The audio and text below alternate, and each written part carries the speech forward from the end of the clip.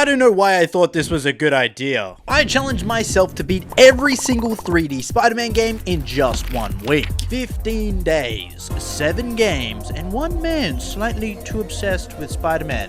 Maybe. Just a little bit. It sounded fun until the horrible controls, glitches, annoying bosses, terrible movie tie-in games, and sleep deprivation started to kick in. Some games were incredible, and some games made me question every decision that led me here. So there was no turning back. But with great power comes great responsibility. And that responsibility, I guess, was spending an entire week swinging through 2 decades of Spider-Man games. Could I actually beat every single 3D Spider-Man game in a week though?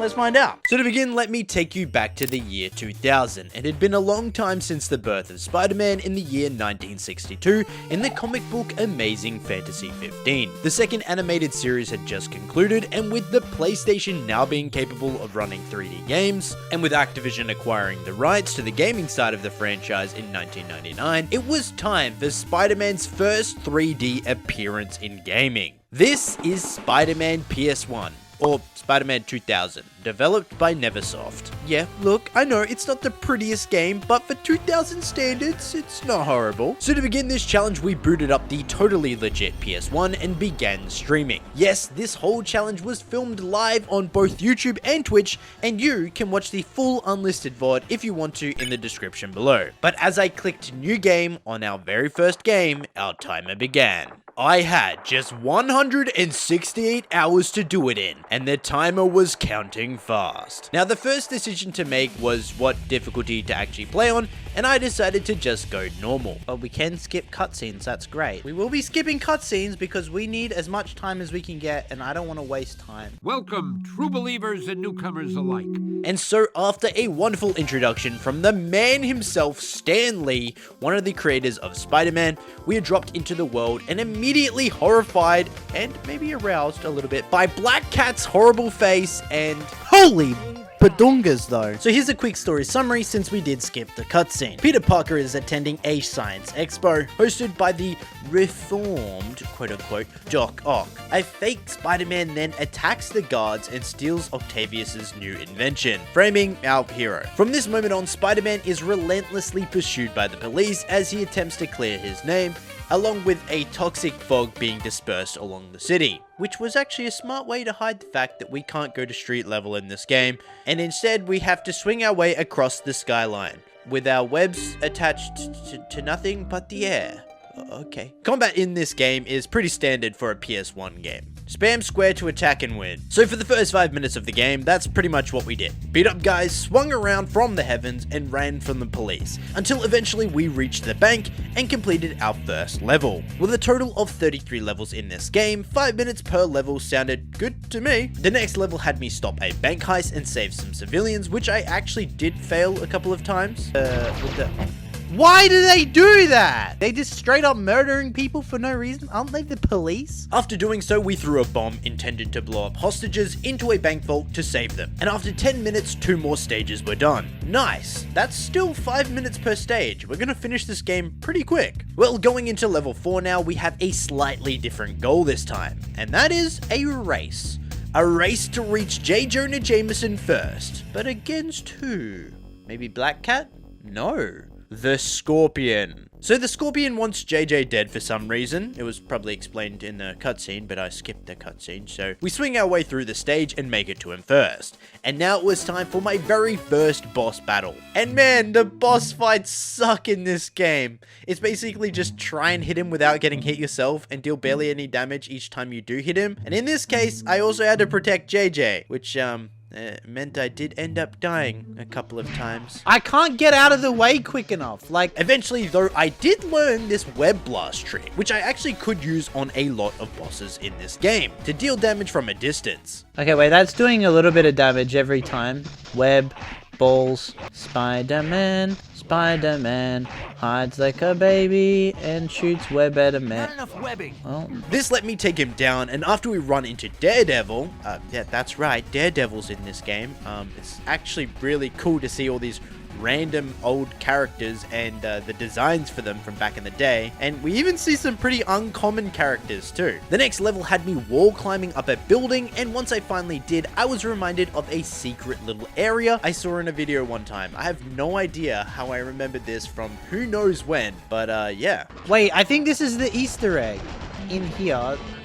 Oh, we got the Spidey armor and a Amazing Spider-Man comic. That comic, they recreated Amazing Fantasy in the new trailer. Oh my god, it's Hobgoblin, right? I feel like this basically confirms Hobgoblin as the villain in the new movie, right? Anyway, following this and completing the level, we end up taking on the Rhino. I rail him in the ass while he's charged into a wall. We defeat him and then complete another stage, leading me to Venom. And I don't know since when Venom had invisibility powers, but man, this fight was so annoying. Oh, it's me, Venom. Oh, I'm dead. Just instantly grabs you and insta-kills you! How did it? This fight took me 10 minutes alone to defeat, which brought us to the first hour mark in our marathon. But I was already on level 13, so basically 1/3 of the way through the game. But our time with Venom was far from over. Not just in this game, but in so many games to follow. I feel like Venom might be the most popular character, maybe followed by Shocker. We end up chasing Venom on a train, taking down some lizards, and then eventually fight him again almost 40 minutes later as he's abducted MJ and has her dangling to her death. Oh, I'm cooked. Oh, thank God. Thank God. Defeating him, we witness, honestly, one of the best cutscenes I've ever seen, and honestly, it's so on brand for its time. Check it out. Think back to that day. I was with you in the crowd. You're right, partner. Mary Jane. We've got you. You and your wife are innocent, Parker. Our bad? That's funny. But only Okay. for now. Wait, what? We're partners with him? Payback time for kidnapping my wife. Jeez, one little mistake. We said we're sorry. The imposter was a shapeshifter, so that means it was either Mysterio or the Chameleon. Hey. Who could have wanted to steal Octavius' technology? Ooh, we know. Who? Galactus. Forget it, Eddie. I need Jameson's help. Wait, these references actually goaded. So, now after 2 hours, I was finally chasing down the fake Spider-Man from the intro. And once we finally caught up, it was revealed to be Mysterio. The boss fight with him was at least a little bit more creative than the last few, having 3 different levels to stand on and having to launch web balls at his weak points. Look, anything was better than another one of those Venom fights. I'm gonna be so real. You also might have noticed I had unlocked and equipped the 2099 skin. Back on the home menu, you can actually input a cheat code to unlock all the outfits early, and so even though we will see plenty more of the 2099 suit later on, I just kind of love this suit, so I chucked it on. And honestly, while we're at it, I'd love to hear what your favorite Spider-Man suit is. I'll be putting mine in the comment section below. Defeating him after a few failed attempts, we meet up with the Punisher. Well, at least I think it's the Punisher. God, that face is ugly. And we go track down Doc Ock and Carnage, because surprise, surprise, Doc Ock isn't reformed. Wow, who saw that coming? Not me. Defeating him first by jumping over these barriers and deactivating his shield, we move on to Carnage, which requires us to use this sound vibration chamber in the middle of the room. Now, this fight was incredibly annoying. The only way I could figure out to actually get Carnage in the middle of the room here was to first get hit by him, then stand up as quick as I could, web ball him to knock him back into the chamber, and then repeat. But this meant every single time we wanted to deal damage to Carnage, we also took damage. So in between each damage phase, I had to run around in a circle here and wait for health to spawn. I don't know if there's another way to do this fight. I'm assuming there maybe is, but I died multiple times trying to do this, and it did take forever, but just as the 3-hour mark hit, we defeated Carnage. Is the game done? Have we finished the first one of 15? Nope, clearly not. Oh my god, no way. Really? So now we run away in one of the most intense and longest chase scenes of my life, where just one screw up sends us back to the start of the chase, losing me minutes. Stay away from me. Oh my god. No. Ooh. How long is this freaking chase? Yes. Oh my god. And with that, the first of 15 games was completed in just over 3 hours and 9 minutes. So this pretty much sets the standard for beating these games, and that's just seeing the end credits play, of which this one had an absolute banging tune to go along with it. Like, why does this go so hard? Now to recap, was this my favorite game? No, but it somehow wasn't the worst. What was the worst will come around soon enough, and trust me, you'll hear why I hated it. But for now, I moved on to the sequel to this game, Spider-Man 2: Rise of Electro. So this game was much the same as the last one, somehow developed by a different studio, by Vicarious Visions, another company, I guess technically tied to Activision. And a quick fun fact for you, actually both of these two games were actually made from a modified version of Tony Hawk's Pro Skater. This time, the story follows Spider-Man trying to stop Electro from becoming a god with some Electro device thing. Look, I skipped a cutscene again, and honestly, this game's plot is somehow even more boring than the last game, so can you blame me? What I did love though was the inclusion of Spider-Man's web underarms. They're pretty cool. I don't have an underarm fetish. Stop, who said that? Anyway, to start the game, we meet up with the Beast, of all people. Okay, we got the X-Men out here, who gives us a run-through on the controls, which is pretty much the same as the last game. What is different is now that the gas from the first game is gone, we can actually hit the street level for a few stages. Oh, wait, the Spidey compass directs you which way you're supposed to go? Interesting. Very interesting that it took me a whole game to realize that. After taking down the Shocker in this stage by just beating him up by spamming square and then occasionally web balling, the game started to actually give me objectives. Instead of just running to the end of the stage like the previous game, I was now tasked with knocking out some enemies to get colored key codes to disarm a bomb. Following this, I had to stop a plane from crashing into some barrels and slow down the rotors. But slowing the rotors wasn't apparently obvious to me for some reason, and I failed this mission over and over again, wasting so much time here. Like, Spider-Man literally says at the start of the missions, he needs to move the barrels and find a switch. But he never mentions webbing up the rotors, so I guess I never did that. Next, I'm tasked with locating a signal followed by an actual power puzzle in the train yard. Pretty cool puzzle. We had to like just activate some switches and then deactivate some others and look at the code. Honestly, impressive for the time. The jump in variety is actually pretty good, already making this game far better. So far, at least. So far, because you'll see what I mean soon. But for now, some deal is going down in the train yard and Sandman was involved. So not only do I have to beat Sandman, but I have to do it quick and catch up to the train. Do you think you can lose me? No, dude, but I wish I could because your voice lines are very annoying. The next level, however, is where this game took a turn for the worse. So I couldn't go through the main room because it was blocked off.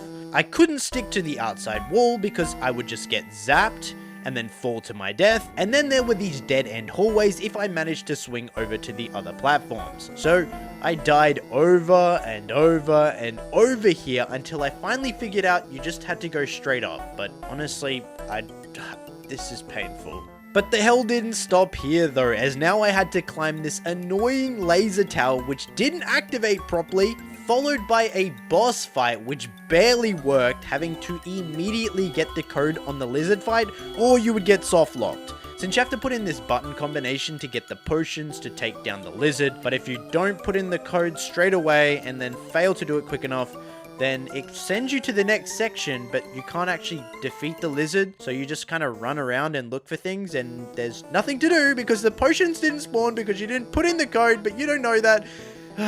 Anyway, following this was another whack fight with Sandman, which actually wasn't that bad, but I was already annoyed at this point, and then we headed into the end game. And our reward was this cutscene. You're not gonna be the only one who gets squashed. This is a new low even for you, Electro. I'm the one you want. Why is he standing This like was never that? about you.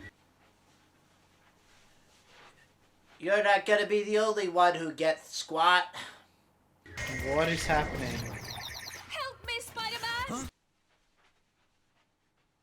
Look, okay, it was kind of all worth it just for that. But this level sucked too, as you had to kill these robots and then slowly carry their parts to the main room to throw them at the generator to break it. And you're thinking, yeah, that sounds pretty slow, but I'm sure it doesn't get any worse. Well, now we have to chase Electro up this tower where the game gives you no time to react to his blasts, which knock you all the way to the bottom of the tower. But finally, I did actually make it to the top of the tower, and it was time for our final boss battle. Yep, in just 2 hours, we were already here. This first phase of the Electro fight was easy enough though, thanks to the web ball, which I just spammed and took down the man. Take my webby balls, Electro.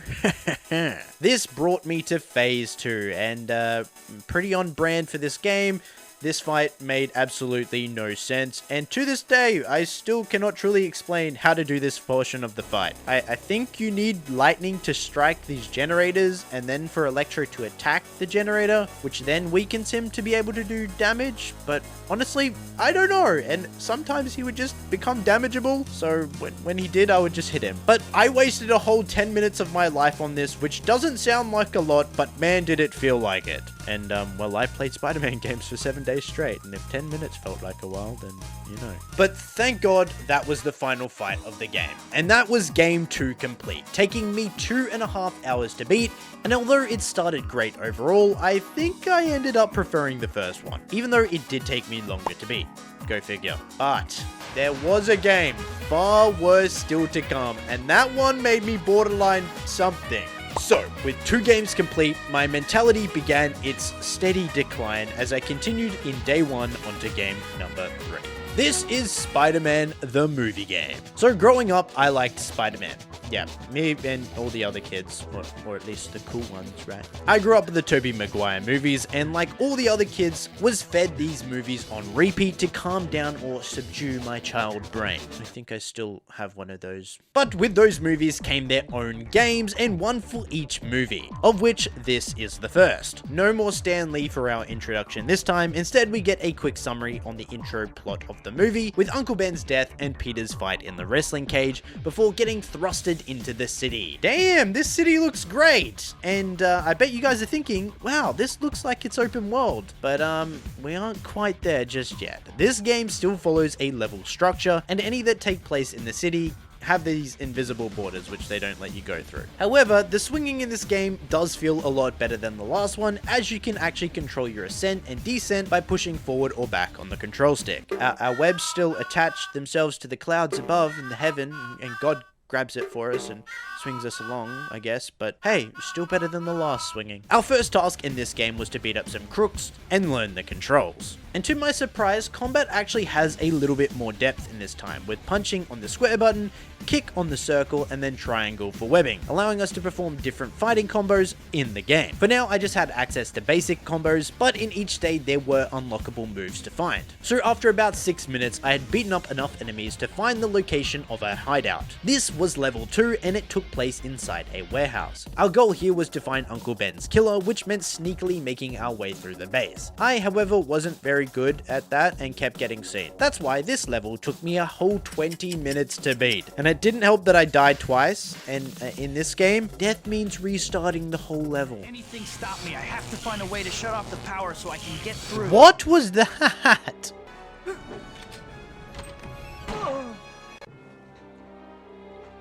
Oh, there's a boss. Defeat Uncle Ben's killer. He's up there somewhere. Camera lock. Dun dun dun dun. I don't know who you are, but you're dead meat.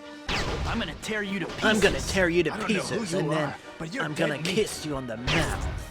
You messed Oh, with I the wrong wonder- guy. Honestly, the best part of this game has to be the dry voice line delivery of all of the actors, like Spider-Man himself, who in this game is actually voiced by Tobey Maguire. They actually got the man to come and do the voice acting himself. Wow. We don't have MJ and we don't have Harry, but we do have Willem Dafoe voicing the Green Goblin. Are you ready, Spider-Boy? Alas, with the first part of the game complete, we go to this parade and get tasked to take down a bunch of Oscorp robots. I don't remember this from the movie, but okay. Another thing I don't remember happening in the movie is the Shocker breaking into the train station. But maybe that's just my memory. In this mission, I had to protect some guards and take down the criminals, giving chase to the Shocker. Where's the shocker? So you must be Quilt Man, Mr. Triple Ply? Oh, I've got it. The cushion. I'm the shocker. Okay.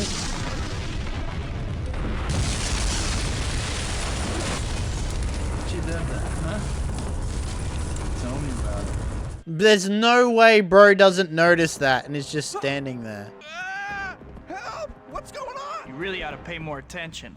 Really? Civilian saved. So I had to save this guy by picking him up and moving him just a few steps back. Man, this game is so awkward. We continued chasing Shocker though into the next level following this and unlocked the dive bomb combo.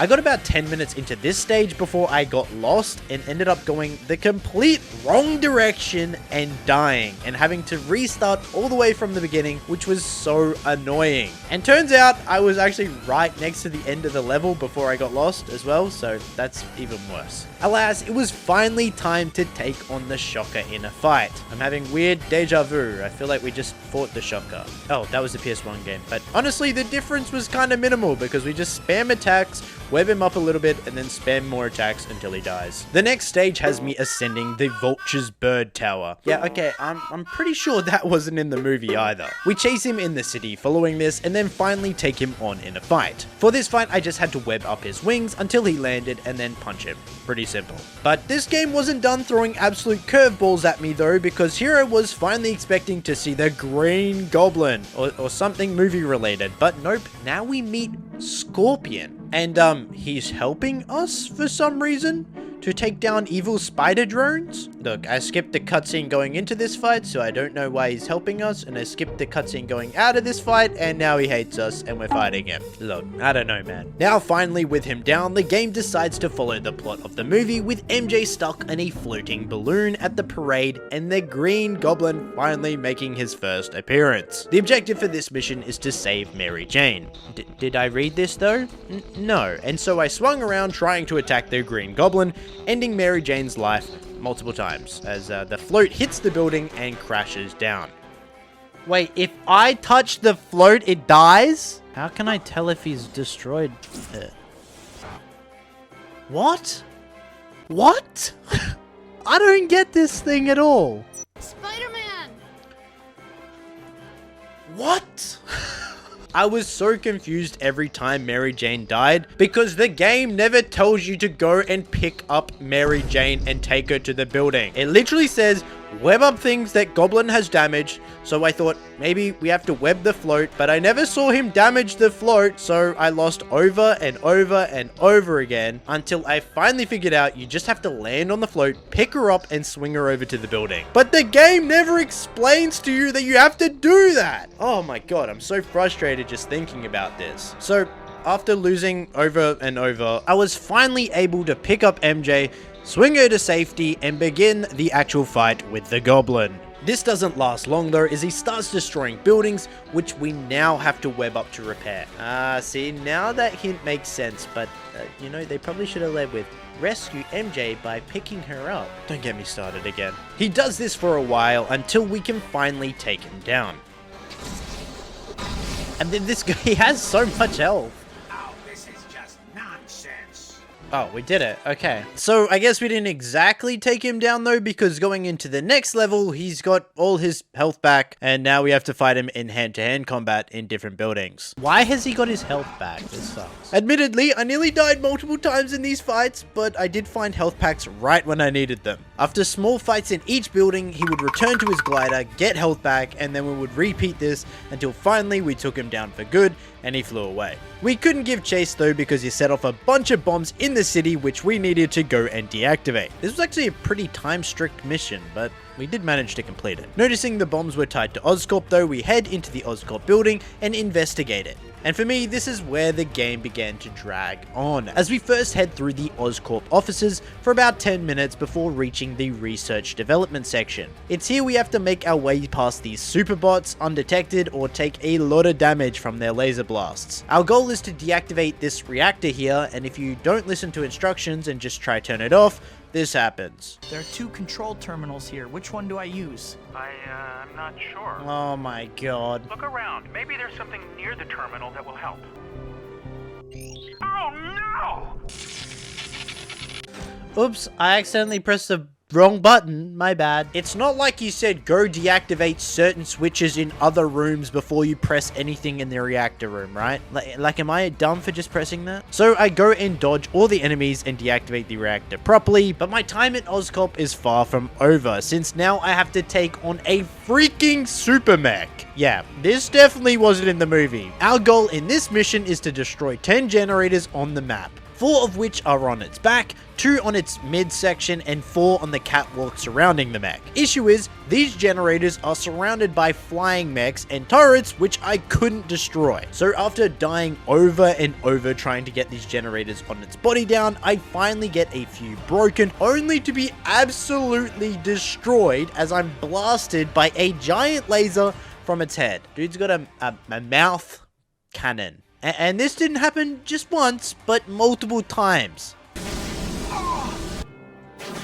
Are you serious? Meaning, by far, this was the longest it took me to beat a single mission so far, taking me over 20 minutes to just break 10 generators. I know, but at least we were done with Oscorp. What do you mean, now we have to do the last couple levels in reverse? Great. So back through the lockdown Oscorp offices we go, to finally make it outside to the final fight. I'm going to skip over that Oscorp section again, but my god, I don't know why they felt the need to do that. So after a quick chase with the Green Goblin, Mary Jane is abducted and it's time for our fight on the big bridge. So the first thing I do here is save the lady from the fire and then start fighting. It's basically the same as the last Goblin fights, webbing him up and then hitting him. And to be honest, the fight was going really well until this happened. Oh, let's go. We got him. Help me, please. I think he's stuck. Yep. He glitched out and got stuck here, so I had to completely restart the fight, losing all that progress. So I did all of that again and finally got him down to low health, but this time we actually managed to take him down. Excited for Winds and Waves? 100% I am. Mr. Osborne. Mr. Osborne? Why? Why? Surprised, but the best surprise is still to come.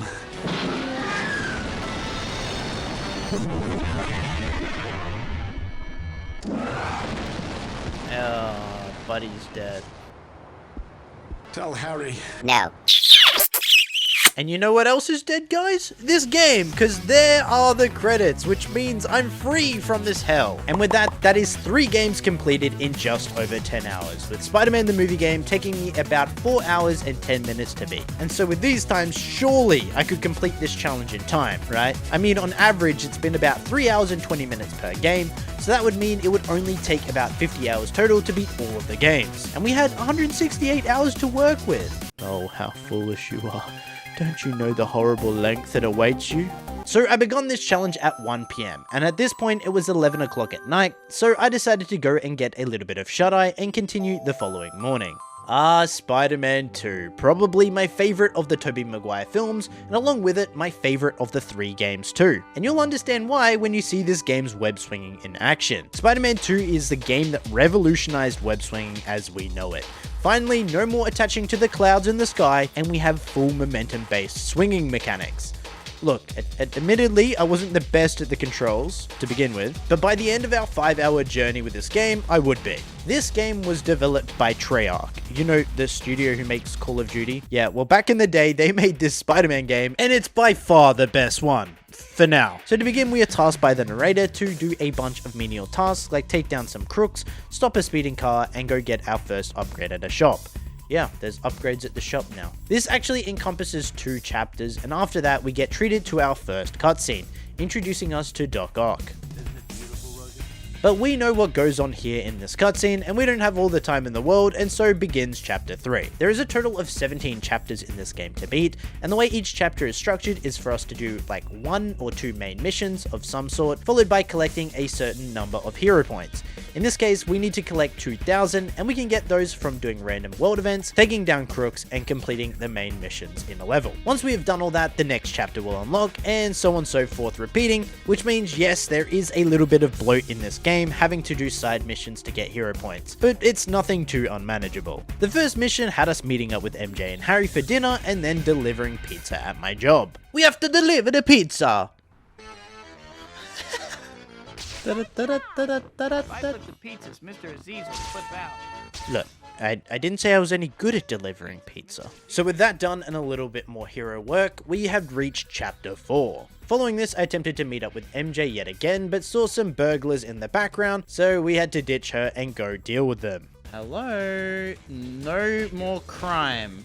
Leaving, I ended up following Black Cat, and trust me, we're going to see a lot more of her in the upcoming games as well. This time we have to chase her through the city without falling too far behind, which at this point would be pretty easy for me to do since I kind of still suck at swinging. Catching up to her, she doesn't really say that much this time, but as you can see, just like the last game, the plot of this game is starting to go in a somewhat different direction than it does in the movie, and it begins to stray even further when we go to take on the Rhino. In my mind, Rhino would have looked like this if it was in the movie, and honestly, I kind of like his design, but I do think I like the mech version of Rhino more. Hey, don't say the M word, that's a trigger for me after the last game. Well, for the chapter following the Rhino fight, I ended up taking on Mysterio in the weirdest minigame ever, where we had to throw villains into a death pit with our web yank. Very weird, but then following this, we had to do this weird wall crawling, dodging his death ray thing in front of a live studio audience. Yeah, I'm glad this didn't make it into the movie cut. Speaking of the movie though, we do get a little bit of movie plot development when we go to meet Doc Ock and check out his latest invention.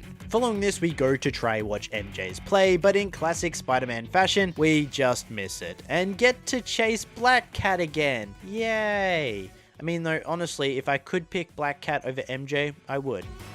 One more Black Cat chase later, we have another Mysterio mission to complete, where we save some civilians in a burning down theater. But this Mysterio plot just keeps getting weirder, and it gets even more weird after this, as Mysterio generates an alien ship to hover over the Statue of Liberty, which I now have to painstakingly swing over to using these alien ships. Mind you, I'm still not that good at swinging yet. Once we do make it to the island though, we had to somehow attack these 8 orbs to open up the brain of the robot to disable it. That's a whack-ass mission, guys, I'm gonna be so real. Okay, back to reality in chapter 10 now. We visit the doctor's demonstration today, where he unfortunately does become Doc Ock. Didn't see it happen, no, because I skipped the cutscene, but I did help shut it down. Next, we chase the Black Cat again, same old, earned more hero points, same old, which then took me to another Black Cat mission, but this time there was some fighting in the middle, yay. After successfully following Black Cat, this led me to another boss fight, and you get 10 points and a nice sticker if you guess which boss I'm gonna take on. That's right, it's the Shocker! He's back again. What a shocker. And wouldn't you guess it, we do the same thing that we do in every single fight with him so far. Web him up, punch him, web him up, punch him. But with the Shocker defeated, it was finally time to make it back to the movie plot. But at this point, it had been exactly 24 hours since we had begun our Spider-Man marathon, which meant day 1 was officially complete, and we had completed 3 games so far, with the 4th almost complete. So let's begin day number 2 and finish off Spider-Man 2 as well. So there was only a little bit left of Spider-Man 2 to go. The Doc Ock train chase, which we did with flying colors, and then the reactor shutdown and the end of the game. Okay, if you fall in the water, you instantly die. That's great. I love that. But after a while, I finally managed to deactivate all the switches, not fall in the water, and take him on. To deal damage to Doc Ock, we first had to web up his tentacles by dodging first and then web attacking with 4 sequential counters. Then we could run up, smack him, and after a few rounds of doing this, the Doc Ock was down and out, meaning we had completed Spider-Man 2 within just 5 hours of actual game time. But if you're noticing a trend of increasing game time, firstly, well, you are very observant, and second, you are right, and they keep getting longer at an alarming rate. But since you are so observant, what game do you think we're going to be playing next? I'll give you a second to answer. I bet you said Spider-Man 3. It's actually the Ultimate Spider-Man game. Okay, so the Ultimate Spider-Man game is a game which honestly I am so surprised even exists. With the movie IP being so massive at this time, I'm so surprised this game even got greenlit. Released in 2005, between Tobey Movie 2 and 3, this game is based on the Ultimate Spider-Man comics. Who would have guessed that? This version of Peter Parker's world is basically what if the entire Marvel universe started in the year 2000 instead of the 1960s, having some alternative takes on a bunch of the characters we know and love. It also has an unmissable art style, and this game shares its art style with an amazing comic book like look with comic book panels for transitions as well. Now, I'd actually never played this game before, but I'd seen playthroughs of it multiple times and had been enamored with its art style for ages. And actually getting to play it, I found out that the art style wasn't even the best part, as its gameplay was by far the best in any game yet. To my surprise, the game kicks off straight away in a battle between us and Venom. This is our basic combat tutorial, and there is no dedicated dodge like the previous game, but we do have punch on one button and kick on another. I love the comic book panel styling of this game. We end up taking down Venom, and it cuts to present day 3 months later. It's now we do our web tutorial, and man, swinging is so much fun in this game. The way you can web zip around and actually just swing around is so much fun. I can't explain why, but it just feels great, okay? This game has 19 chapters, and we actually switch between playing as Venom and Spider-Man throughout all of them. There is the tiniest bit of bloat in this game between each mission, as we do have to collect a certain amount of hero tokens, complete races, complete combat tours, and finally complete city events. Each chapter has you do around 1 or 2 of these per chapter, but I ended up doing a lot of these races up front anyway, so as we went through the chapters, I only really had to do the other 2. So for our next mission, we actually play as Venom and take on the Wolverine in battle. Wow. Okay, that's pretty cool. He's so short. After defeating him, we head out into the open world, but Venom can't web swing in this game, but he can absorb people and suck the life force out of them. So I guess that's a fair trade. Oh no. Practice feeding now. Do I have to eat a kid? Oh no. The Venom suit must be fed. Oh, we have to eat a kid? Are you serious? Oh my god. The next mission, I played as Spider-Man and took on Rhino. I first had to chase him through the city though, then trap him in some cement and hit him with a giant crane. With a weak point on his back exposed, it was time to finally beat him in hand-to-hand combat by getting on his back and smashing the weak point. Honestly, kind of a hard fight. Without like a dedicated dodge button, it actually makes this game kinda hard since you just have to jump out of the way. I'm committing. I almost died, but I committed and we got it. I definitely shouldn't watch... Oh. Okay. From here, it was back to Venom for a beat 'em up level. That also does quite good, and it restores health. That's quite a good attack, I feel like. And I don't really even need to do anything. Oh, I can eat people, too. That's fun. This then leads into another Spider-Man Venom fight, but it's pretty much the same as last time. Wait, he heals off that. The next mission though was a little different, and my god, it infuriated me. It was time to take on Electro. This time playing as Venom, but this is a chase mission, and with no web swinging, it made chasing him very, very annoying. I must have failed this mission like 5 times, and each time lost me so much actual time because he would like run for 10 seconds, stop for 10 seconds, run for 10 seconds, stop for 10 seconds. It was so annoying, and every time I failed, I had to go all the way to the start and wait all over again. Now, when I finally caught up to Electro though, he goes full blue mode, and we have to stop Electro from killing Spider-Man. Every time we would get Electro weak though, he would go heal up using the display lights around the city. So we go and destroy all of them to prevent that from happening, and then finally take out Electro. Thank God that's done. You need to call. I need to quit getting almost killed by Stop saying my secret identity in the public, bruh. What? Is this an actual Nokia ad? No way. An actual Nokia ad in-game.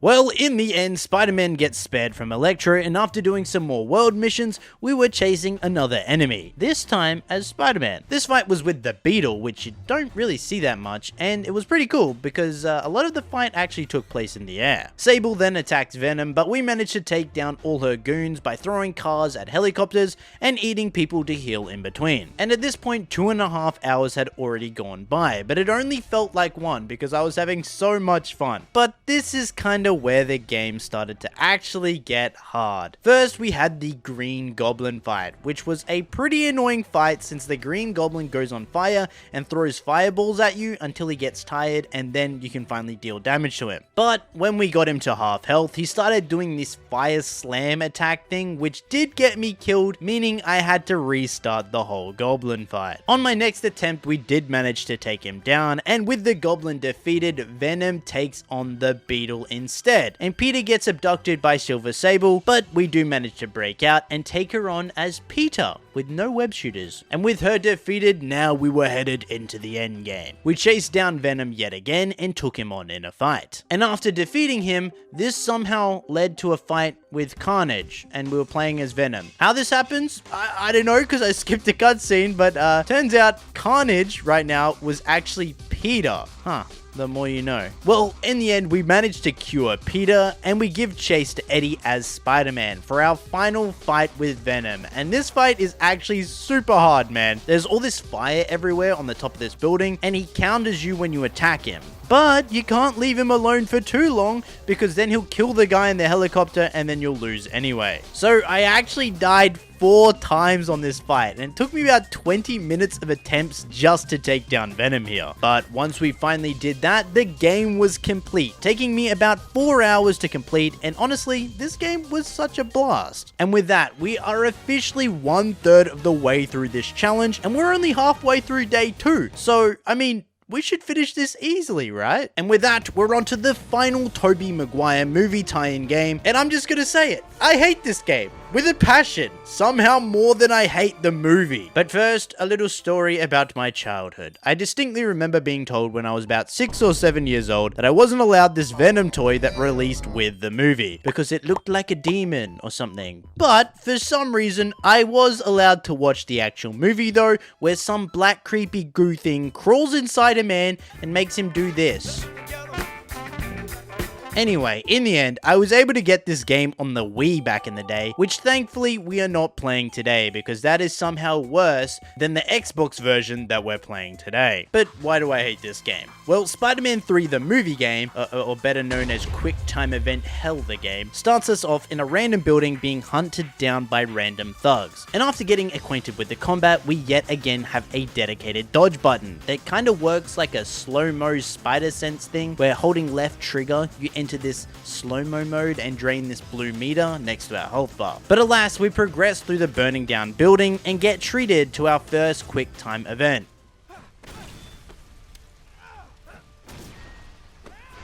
Okay, we've done that. What's happening here?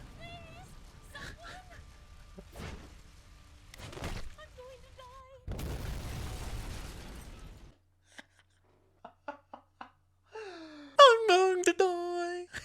Heading into the open world now, we get our swinging tutorial, and although the swinging isn't horrible in this game, it definitely is a real step back from the last 2 games. Also, the game just kind of looks horrible too. I think they tried to make it look ultra real. In reality, it just looks ultra bad. Spider-Man 3 features 43 total missions that we must complete, of which only 23 are directly related to the movie. The rest feature characters unseen like the Kingpin, Scorpion, and Rhino. Now, the way the mission structure works in this game is kind of random. There's basically 10 or so subplots that all need to be done in a specific order, but they all spawn in a random order, so each run is kind of different from what I'm gathering. I started with the mission Apocalypse 1, where I had to save this guy from being slowly drowned on a dock. I failed it, but on the second time I succeeded. Now, unlike the previous games, I will not be focusing on every single mission, since there are so many of them, they take forever, and honestly, they just suck, like straight up. But speaking of sucking,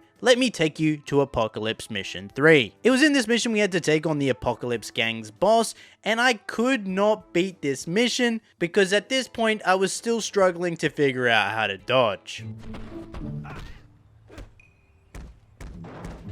This.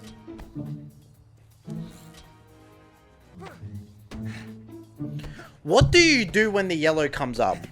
I actually don't know what to do when the yellow thing comes up.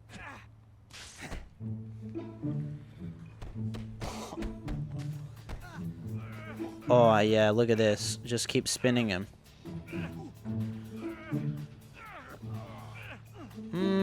I actually don't think it's doing any damage, which is crazy. Okay, what's the fucking dodge button? Seriously, like I swear I press it and it doesn't do anything. There's no dodge? What do you mean there's no dodge? Pressing and holding LB will make Spider-Man auto dodge? What? Oh. Okay, was holding it and it didn't fucking auto dodge, did it? What the fuck? It doesn't work. I'm gonna hold it. It works for a second.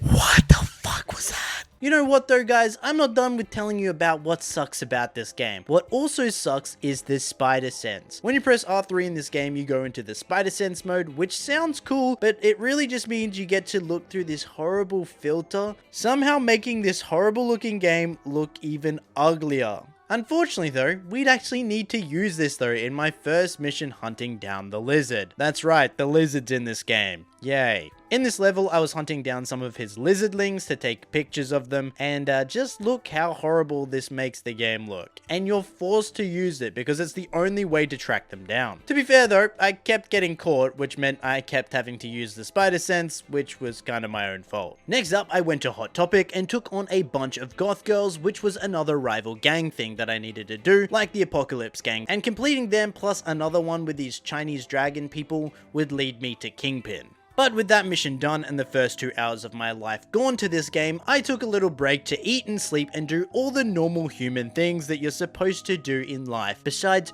dedicate yourself to gaming for 7 days straight, and return the following morning rejuvenated and ready to hunt down the lizard. After hunting him down in the sewers for a bit, our battle with him begins by slamming him against some trash grinders in the sewer. And we get some nice QTE action in. Whoop whoop, yeah, love QTEs. After this, we do continue the fight in regular hand-to-hand combat though, but of course, the fight ends with more QTEs.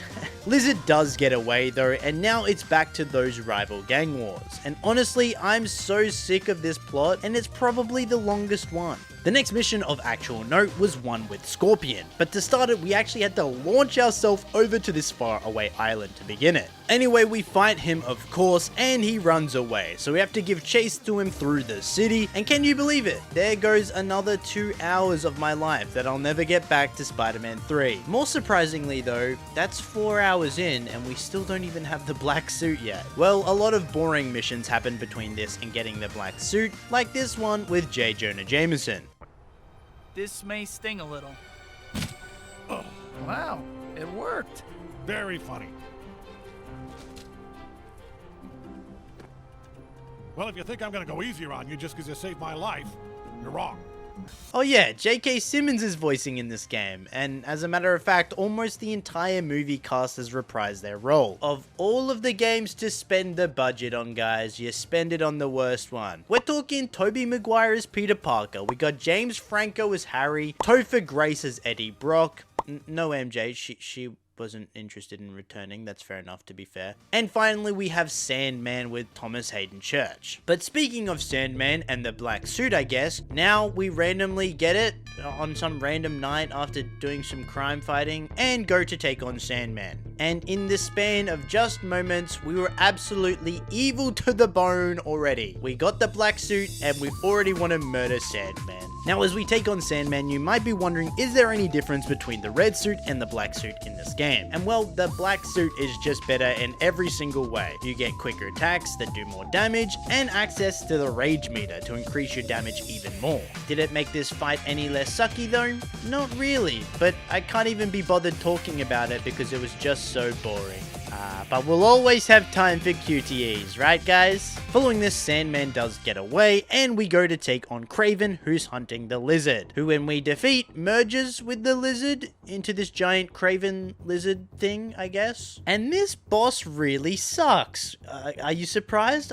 Every boss sucks, but it did remind me of the Marvel Spider-Man 2 fight, which we'll see way later with the lizard, which is pretty similar to this. It also takes place in the sewer with Lizard in his giant form in the black black suit and it's kind of Craven plot adjacent. Marvel's Spider-Man 2 fight with the lizard here though was actually fun, and this fight was really bad because it basically just ripped off the Bowser fight from Mario 64, where you're meant to spin Bowser around and throw him at these bombs, but instead of throwing this guy at bombs, we're throwing him at generators to break his shield. Except the controls suck in this game and you have to wait so long between each tail grab, so honestly I would rather just go play Mario 64, please. With the lizard down though finally, I had logged another 2 hours into this game, bringing us to the 6-hour mark and officially making this the longest game yet. Following this, I was confused on which mission I actually had to do next, so I did a bunch of the daily bugle missions, taking up about an hour of my life to find out that I didn't actually need to do them, before finally going and doing the Kingpin mission. Please tell me that's it.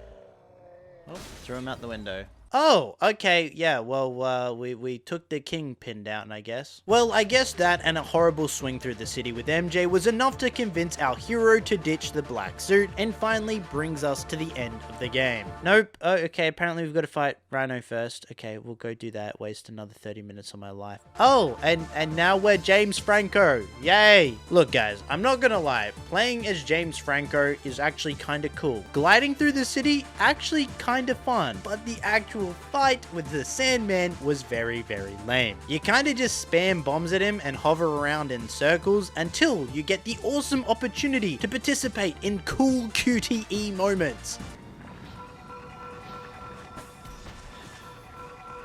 Yeah, so I actually failed these QTEs so many times that we actually died, and not once, but twice, which meant we had to throw all of the bombs again, not once but twice. Oh my god, I hate this game. To finish it off though, it was time to take on Venom as Spider-Man, and just like the movie, we bang a couple of pipes to make a lot of noise and hit him over and over until it's QTE time. Okay, pay attention. Up A, left A, B, dive, bomb, attack, bumper, X. And with that, finally, I was free from the hell known as Spider-Man 3 the movie game, and it only took 9 hours and 15 minutes. To kick off day 3, we entered what I'm going to dub the experimental era of Spider-Man games, specifically into a game I honestly had no idea even existed before I looked into attempting this challenge. Spider-Man Friend or Foe. Friend or Foe is this weird co-op beat-em-up style game with this kind of cool looking clay art style. Yep, I did say co-op, and as nice as it would have been to have a friend to play this game with, I don't have any of those, so I had to play it by myself. Thankfully, even without a real life partner in all the stages, an AI friend will be helping us fight, so if anything, that should be faster. In the story, these new symbiote phantom aliens invade the planet, and Spider-Man and S.H.I.E.L.D. set off to 5 different countries, each with 4 different stages to complete in linear levels with a bunch of beat-em-up fights and puzzles to solve. In each stage, we meet some heroes and villains, which we add to our team, which we can then play as. With each enemy we beat up, we do get XP, which we can use to upgrade our characters in between levels, and for the most part, I just focused on Spider-Man's ability and damage output, with each stage taking about 20 minutes to beat, and the final boss sees us taking down Mysterio, who was the ringleader of the symbiotes this entire time. And that's pretty much all I have to say on this game. Honestly, it was very repetitive, but short enough and fun and sweet, and most importantly, a nice change of pace for me. So in just 4.5 hours of actual game time, we were done and moving on to my new favorite game so far, Spider-Man Shattered Dimensions. Wait, RJ, you forgot Web of Shadows! Oh, yeah, well, I guess we'll get back to that tomorrow. So, yeah, Spider-Man Shattered Dimensions. In this game, we play as 4 different Spider-Man across 4 different dimensions, all with their own take on gameplay. First, we have the Amazing Spider-Man, which is the classic Peter Parker we all know. He has classic balanced combat with web-based abilities. Then we have the Ultimate Spider-Man, from the game that we were playing not that long ago, Ultimate Spider-Man. Does it play like that game though? Not at all, but this version of Peter is infected with the symbiote and gets access to a bunch of big area of effect symbiotes attacks and the rage meter. If anything, it's more like Spider-Man 3, which I really never wanted to see again. Then we have 2 newcomers. First, Spider-Man Noir, set in an alternate Marvel dimension, specifically in the 1930s, where his whole gameplay gimmick is stealth. And finally, we have my favorite, the one and only Spider-Man 2099, set in the future with access to super speed mode and some sick claw attacks. Now, what's super cool about this game is that all the different Spider-Man voice actors in this game had already been Spider-Man voice actors at some point in their life before this. For the Amazing Spider-Man, we have Neil Patrick Harris, who previously voiced Spider-Man in Spider-Man the New Animated Series in 2003.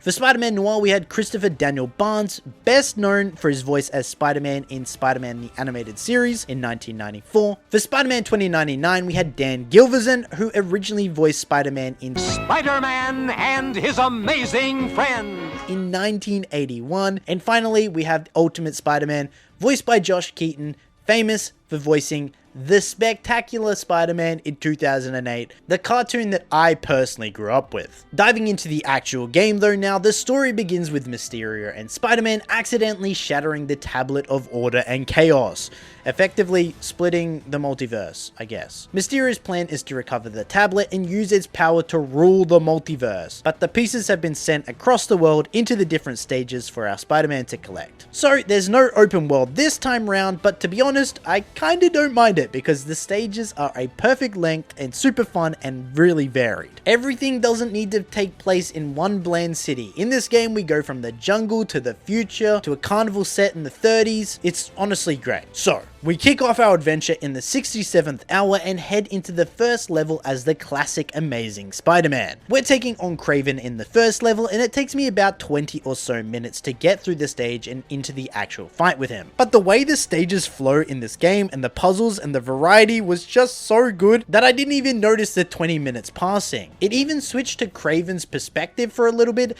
as he tried to snipe us. The fight with Kraven though was pretty straightforward. Dodge his attacks and then attack in the opening. And before long, Kraven was down, which meant we were moving on to Spider-Man number 2, and that was Spider-Man Noir. So like I was saying earlier, Noir is all about stealth, and the black and white art style definitely fits the theme, but I kinda think it looks horrible to play, and honestly it started to actually hurt my eyes later in the game, but that could have also just been me staring at the screen for so long in general. But as Spider-Man Noir, I tried to stick to the shadows to perform stealth takedowns and fight as little as possible, as our attacks would actually do like no damage. It was kind of crazy. This stage had me stalking Hammerhead, who seems to be working for Norman Osborn, but once he got his hands on a piece of that tablet, his arms merged with his guns and made taking him down way harder, since I kind of had to do it in stealth as well. With him down though, the next day we played as Miguel in 2099. Sadly, I wish I could say playing as Spider-Man 2099 is perfect, and it almost is, besides his voice actor. In my opinion, it just doesn't fit or sound good in my opinion, but if you guys think differently, let me know, I guess. This new spider sense is a trip. Either I'm not used to it yet, or I'm sensing one of the fragments closing in on me. Oh! Spider. Is Goblin? Don't fade on me. Hobgoblin? What are you supposed to be? A demonic kumquat? You can call me Hobgoblin. Oh, Hobgoblin. Spider-Man needs one. Newsflash, Hobby. You're not my first goblin. But this goblin has one thing the others never had. The fragment. Yes, and with its power, I'm going to tear this world apart. Yeah, so this time we were hunting down the Hobgoblin, and we're basically chasing him the whole level, which is kind of what you do in every single level of this game. Chase down the bad guy and then finally fight him at the end.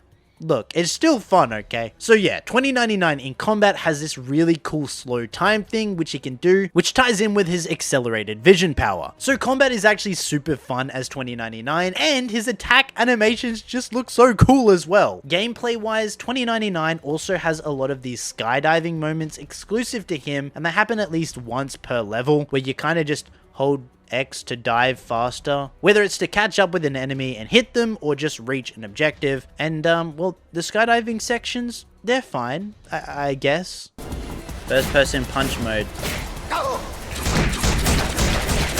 You keep bragging about your fancy wings. Let's see you land without her. Now, let's take a better look at these. See what I'm saying? Voice delivery kinda off. Anyway, with Hobgoblin down, we get another piece of the tablet, and we're moving on to our last Spider-Man, Symbiote Spider-Man. So Symbiote Spider-Man has access to the Rage Meter and Tendril attacks, which is definitely a lot of fun to play with. Generally, his stages have a lot more enemies to fight and less puzzles, which is cool, I guess. This time we're hunting down Electro, which is blue because we are in the Ultimate Timeline after all, and yada yada yada, he gets strong with the tablet, but we still manage to take him down and the cycle repeats. The only other thing that we really need to go over is the upgrades in this game, and you get points to spend by collecting golden spiders or silver spiders in the levels, and then after completing a certain amount of challenges, you can get upgrades for the Spider Bros. So following this, Noir took down the Vulture, he looks super creepy, Amazing took down the Sandman, and 2099 took down the Scorpion. But before we move on to Ultimate Spider-Man, we did in fact just cross the 72-hour mark, which means we were now entering day 4. And so a little over halfway through the game, entering day 4, my objective was to finish both this and the game I skipped,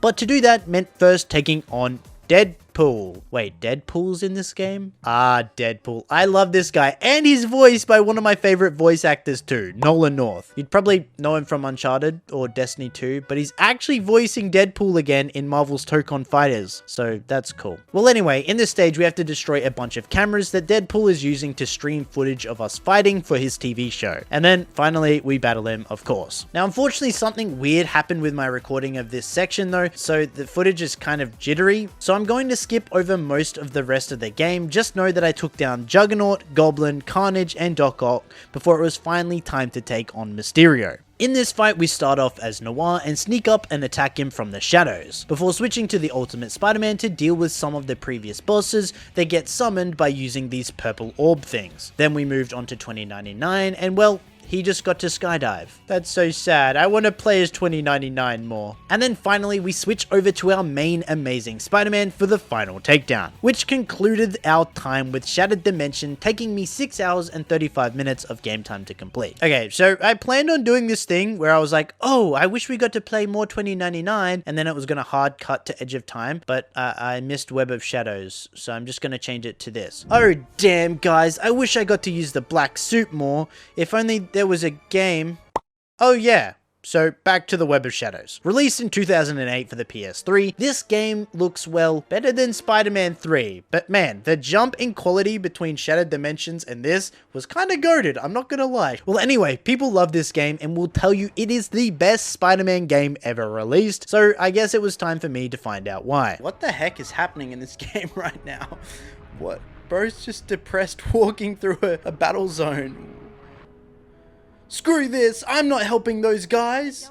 I'm gonna kill myself. This was all prologue though, and heading back to the present day, Spider-Man has an encounter with Venom and absorbs a bit of the symbiote suit, gaining access to the symbiote once more. Now the cool thing about this game is that you can in fact switch between the two suits with the press of a button and get access to completely different combos on either side. For the most part, I'd say the OG suit is more based for single high damaged aerial combat, where the symbiote suit is more area of effect damage. Then again though, I didn't get all of the upgrades, so that could be wrong, but that's just what I observed. Anyway, continuing the story, we meet up with Luke Cage and MJ, who are trying to solve some gang war, so we spend the first hour or so of the game doing tasks for Luke to end the gang war. Guys, I think okay, we should all go buy 5 gum right now. Once we complete about 5 or so missions for Luke, we get given our first moral decision. So along with the gameplay side of the suit choices, there is also a story side. Will we be good or evil? Choose a path? Wait, guys, what do I pick?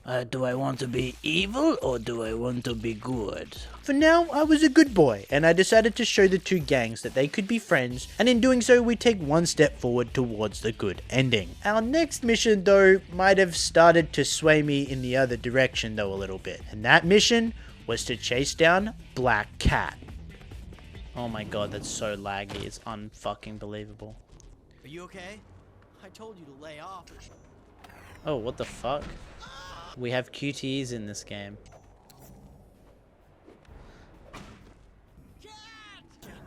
Maybe I should have let her die. No, I couldn't let Felicia die. She's the fucking baddie. Look, Black Cat is in so many of these games, but this might be my favorite version. Just saying. But anyway, just like Luke, Black Cat ends up giving us a bunch of missions, and little by little, she starts to convince me to keep using the black suit.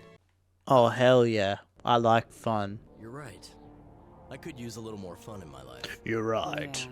I could use more fun in my life, yeah. About 2 hours later, I run into the Wolverine, and he's convinced a bunch of people in the city are secretly symbiotes. And at first I thought he was crazy, but honestly, it's not long before I believe him based on the actions of these guys. So we take down Wolverine and convince him of our innocence and team up with him to take down some more of the infected. But at this point, it was getting late, and I'd already spent 2 hours in the game, so I decided to get some sleep, vowing to continue the following morning. And in the morning, we run into Venom. So Venom has started reproducing, I guess, and making these Venom pods around the map which shoot out symbiote people. So we try take them down as well as Venom himself, but he does manage to escape, and the symbiote scourge begins to spread. Okay. Oh, more 5 gum. At this point, S.H.I.E.L.D. arrives in the city and tries to get a handle on it by setting up quarantine zones, but this actually ends up setting off Electro, as his family member gets captured, and yada yada, now we have to fight Electro. In the end though, his sister is in fact infected with the symbiote, and once she finally gets her hands on her brother, she turns him into one as well. So Electro escapes for now, but the symbiote scourge continues to spread, and over the next couple of hours, the city gets completely quarantined while I go and take on the Rhino, I guess.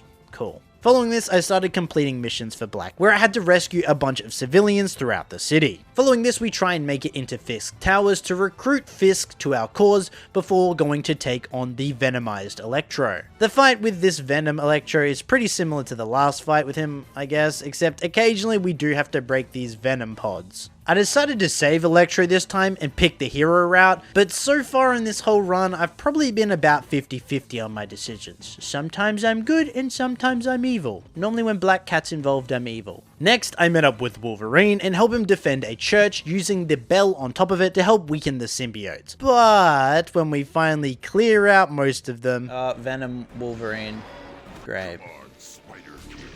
So of course we have to fight him now, and when I finally take him down... Fuck you. I'm in my Venom suit, I'll use the Venom suit.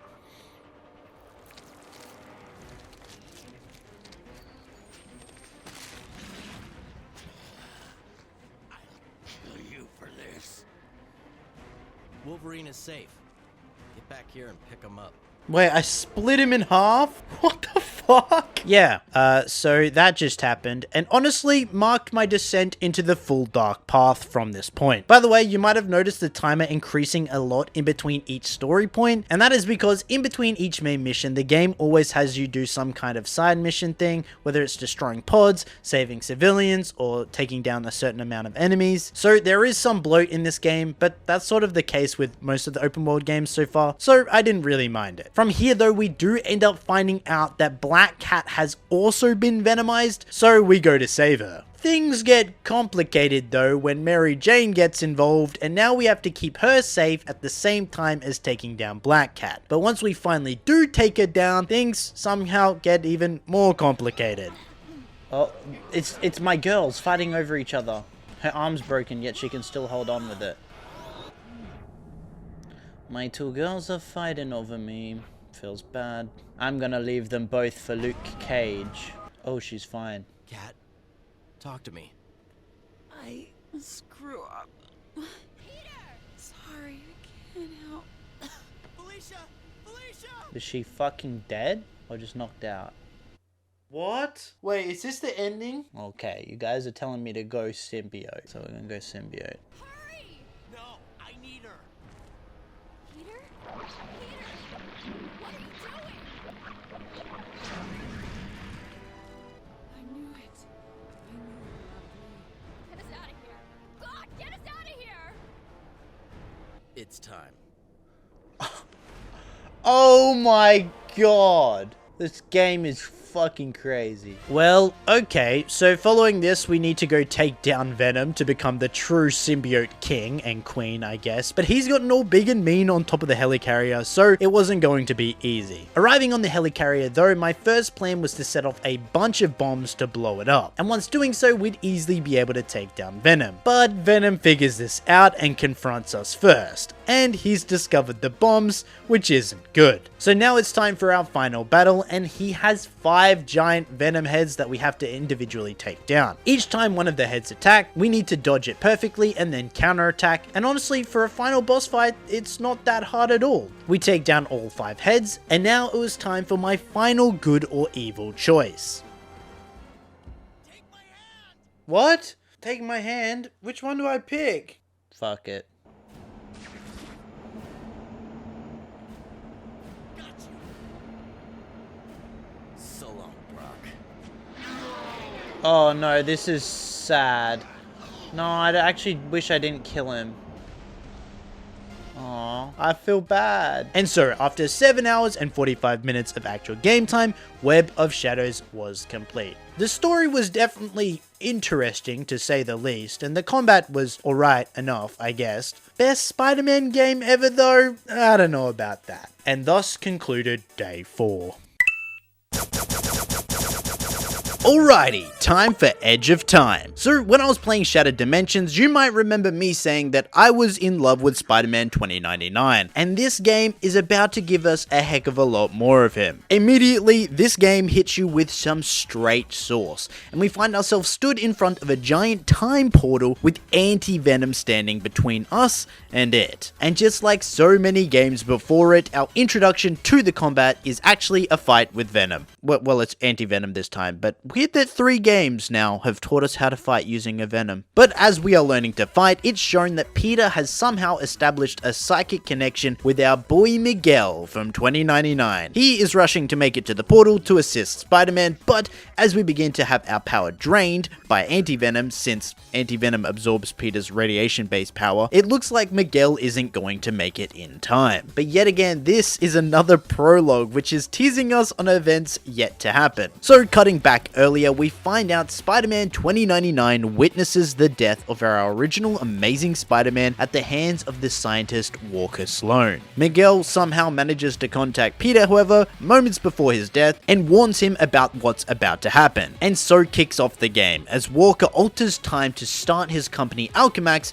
years before it was supposed to be created, and such, Peter now works for them, and not the Bugle, and things in 2099 are all changed too. Combat between the two Spider-Men is pretty similar, having slightly different combos and their main abilities also being different. Peter has the Hyper Sense ability, which is basically Miguel's move from back in Shattered Dimensions, so that's weird instead of giving it to him. But it basically makes him able to dodge everything in the game with his Spider Sense ability on overtime. Miguel, on the other hand, has his Accelerated Vision, which effectively slows down time and lets Miguel easily counter most enemies. Pretty cool. Miguel also has cooler claw-based attacks, which just look awesome. And this teleport attack thing he does too, which isn't really teleporting, it's just him moving that quick, but still, this is so cool. I love him. Oh, and Miguel also has the obligatory skydiving section. Whoop whoop, yeah, I love this. So as our story progresses, the two Spider-Men figure out that if Peter changes something in the past, it can affect Miguel in the future. For instance, if Peter destroys these giant robots in the past here, it makes Miguel's life in 2099 way easier, only having to take down smaller robots. But after about 45 minutes, Peter makes his way to the main portal room and begins his battle with Anti-Venom. But like we saw in the intro, this doesn't exactly go well, and instead Peter finds himself in trouble as we play as Miguel trying to make it to him in time.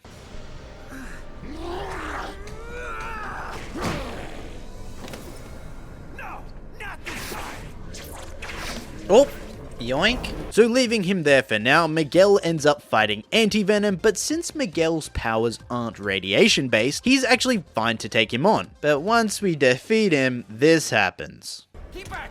What side, you fool?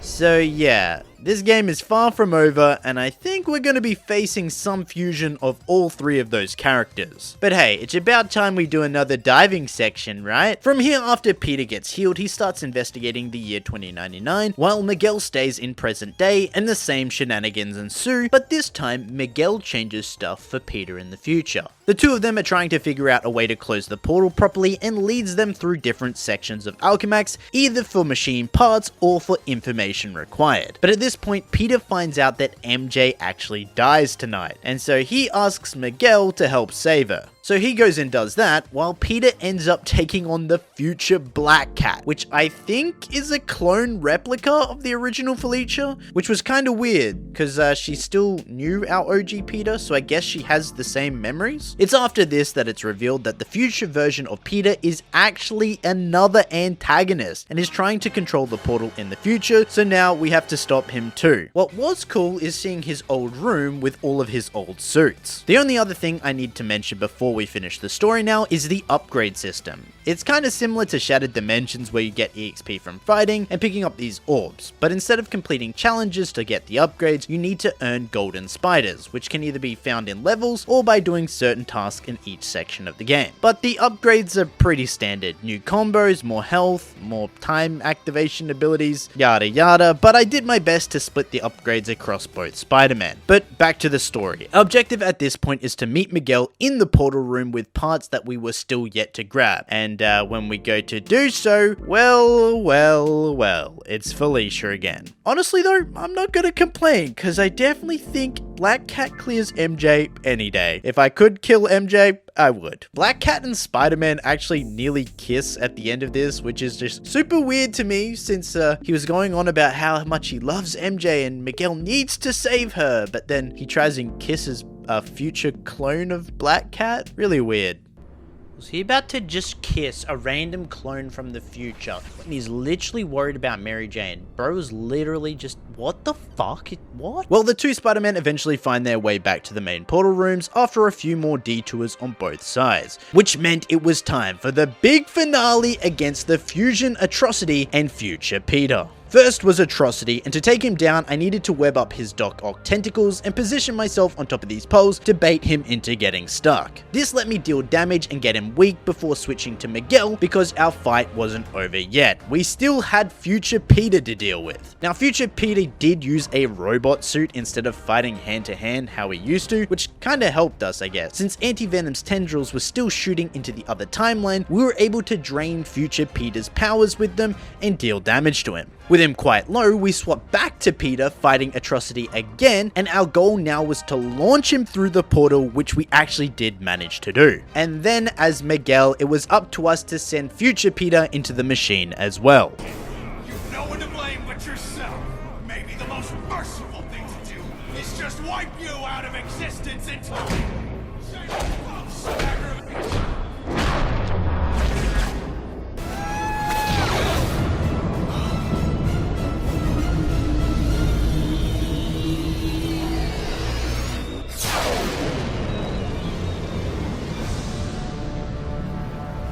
Dude, look at the aura on 2099. Oh my god, I love him. He's so handsome. So after 4 hours of game time, Edge of Time was done, which was surprisingly shorter than I expected. But since it all took place in that one building, I kinda get it. Short and sweet game, that's for sure. I think I do still prefer Shattered Dimensions overall though, and I think the combat was better in that game too, but Miguel's voice was way better in this one, since he was actually voiced by Christopher Daniel Barnes, who was actually voicing Noir back in Shattered Dimensions, and then also Josh Keaton, who was voicing Ultimate in that game, is now voicing the Amazing Spider-Man in this game, which is kind of confusing, but I think they both suited these roles way better than the last game, so I guess we take the good with the bad. But that about covers this game, and with it, we're moving on to our first Andrew Garfield movie tie-in, The Amazing Spider-Man. This is The Amazing Spider-Man, released in 2012 along with Andrew Garfield's first movie, and it is a continuation of the story after the movie. This game is another open world game with missions spread out, covering 13 chapters of story. It all kicks off when Peter sneaks into Oscorp with Gwen Stacy to investigate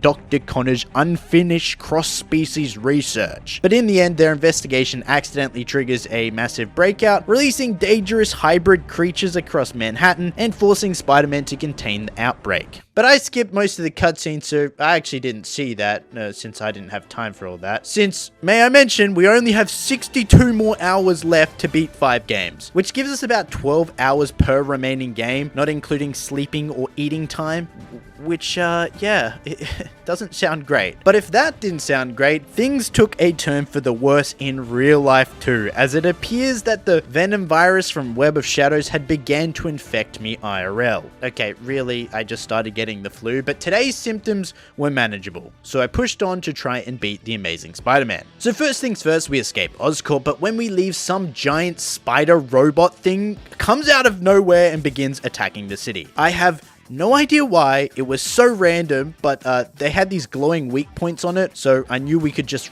web rush and attack this to defeat it. I feel like this is a pretty good time to talk about how the swinging works in this game, with a dedicated swing button as per usual, and then the web rush mode, where you hold R1, look where you want to go, and then Spider-Man will find a way to get there. Whether he runs on the wall, swings there, web zips, does something, he'll find a way to get to that point. And to me, that was super cool, so we use that to reach the robot's weak points, and after hitting it a couple of times, down it goes. Anyway, our next mission sees us breaking Kurt Connors out of prison to help create an antidote for the hybrid creatures. I think specifically the lizard related ones, because some lizard virus seems to be spreading across the city. Next, we do a mission in an Oscorp storage facility to try and find something that links the company to the experiments, I guess. We meet a random reporter in here who wants us to take pictures for her, and that wastes a bunch of time, especially when I have to carry her around the place. Completing the mission, we head into chapter 4, of which there are only 13 chapters, so good progress so far. This mission, we start hunting infected lizard people in the sewers using the web line to locate which directions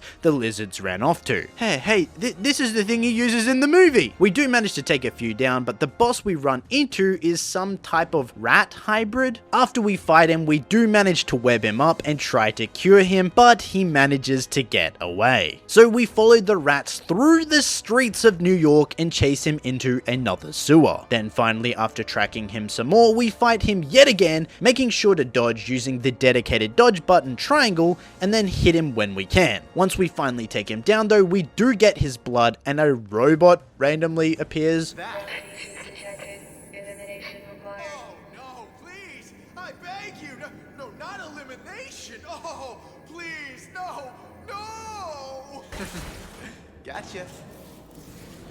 That's like that one movie scene where he's like, oh no, a knife, what am I gonna do with the knife, against a knife? Well, anyway, leaving here now, we head into chapter 5 and back to Oscorp to find Emma Stone. I mean Gwen Stacy. Getting to her is a bit of a hassle, but the combat in this game is actually a load of fun. I wasn't expecting to enjoy it as much as I did. The enemies you fight all have standard amounts of health, but with a dedicated dodge and counter system, which actually works, mind you, the flow of the game just feels right. Plus, we also have these inbuilt finisher things. So when you build up your hit combo to 10, you can initiate a special ability to instantly take down the enemy. This eventually we can upgrade to 8 hits and then 6 hits, making the combat just flow super nicely. Leaving this place, we have a run-in with the Scorpion, but after our initial fight, he manages to get away. I hope this doesn't become a repetitive thing where we fight them once, they get away, and then we fight them again straight after. Leaving the building though, another gigantic robot spawns in the city somehow. I don't know how it got here, how nobody seems to care about it or be affected by it, but the way we defeat it is pretty much the same as the last robot we did. Web rush its weak points and eventually take it down. But in between attacks, this thing just disappears into the ground and then reappears from the ground. I feel like this would completely destroy city infrastructure, and there's just no way these tentacles could be hiding underneath the ground without destroying like the whole sewer system. Anyway, we do manage to take it down, and off to another Oscorp facility we go. This is probably a good time to mention that this game also has stealth takedowns. It's no longer exclusively tied to you, Mr. Spider Noir. And honestly, I think the stealth is better here. You can even perch upside down on the ceiling and then web them up from upside down. Alas, this eventually does lead us to another Scorpion fight, as expected, this time out in the open world, but this time we actually do take him down for good. Alright, now guys, I'm going to make you guess which villain we are tracking next, but I'm going to give you some hints. So far, they've appeared in 5 games, 6 including this one. They are in fact a hybrid cross species in this game, and they're based on an animal, not an insect. Also, final hint, she's actually super hot. Yep, it's Black Cat again. The only other character that has appeared as much as her in these games is actually Rhino, surprisingly. Anyway, Black Cat is up to the usual shenanigans, breaking into banks to steal stuff, so we follow her inside, run around, and finally take her on in a fight. Oh, shit. Oh, what are those glasses? It's not the power you should be concerned about. A spider first, then a lizard. Maybe I could be part of your little animal kingdom. So long, spider. Not so fast, Felicia. Look, she's definitely not my favorite version of Black Cat, but she's not the worst. Alright, back to Oscorp for the 100th time. What am I doing with my life? I should be studying, flirting with cheerleaders, and playing WoW. Instead, I'm about to get killed in a robot factory. Oh my fucking god. You gonna start this again? I should be flirting with cheerleaders playing WoW. You know what I should be doing? Not playing this fucking shit. I should be in bed sleeping. Well, somehow between here and the next room, I skip a cutscene and we lose our powers. Okay? I guess we lost it fighting this guy. And so now I need to try and escape this factory by walking very, very slowly for 15 minutes until we make it outside to this surface where the lizard people have completely overtaken the city and the guy who's been controlling those robots is just wreaking havoc up there for some reason. So we walk around for another couple of minutes until boom, cutscene, which we skip, and we have our powers again. Yippee! Which actually does mean we are now in the end game. So we team up with the lizard to fight the robots, and then of course the lizard turns evil. This leads to the final chapter where we stalk the lizard in the sewers and finally take him down, cure him, and see those beautiful credits roll. So in just 4 hours and 14 minutes, the first Amazing Spider-Man game was complete, and it already beats every single other movie tie-in game, in my opinion at least. I really wasn't expecting it to be this good. I'd never played this game before, but it definitely surprised me. But there was still one more movie tie-in game to check out, and that was The Amazing Spider-Man 2. So who knows, maybe this will be better than the first? Now, unlike the first movie game, the second follows its own timeline as we watch Uncle Ben die at the beginning of the game. After confronting a criminal named the Carnage Killer, Peter realizes that he's been chasing the wrong person for Uncle Ben's death. But as we continue our search, we find ourselves back at Oscorp yet again. Yay. Leading to our encounter with a bunch of supervillains. Now, this game tried to improve on the swinging from the first game. Whether it did it or not, I'm not really sure, but it did decide to put web swinging on both L2 and R2. So to attach a web on the left side, you use L2 and he shoots his left arm out and attaches on the left, and then for the right arm, you use R2. But then you can also speed up if you like press L2 and then R2 quickly, and the system works and it's fun, I guess, but whether it's an improvement, I'm not too sure. Also, for those wondering, this game still does have the web brush as well, which is probably the main saving grace of this part of the series. The other good thing about this game is it's actually super short and you can skip almost every single cutscene. So heading into the first mission after our swinging tutorial, we end up taking on the Shocker, and combat is pretty similar to the first game, maintaining the combo meter and insta finishes, but now we do have access to more aerial attacks, web strike attacks in combat, and new web attacks in general. But we unlock those as we progress through the story. Now in the open world, we have one of the best interactions with Stan Lee throughout all of the games. Obviously, we heard him back in the very first 2 games we played on this run, and a little bit in Shattered Dimensions, but him being here and running the comic stand is so cool. Oh, comic stand?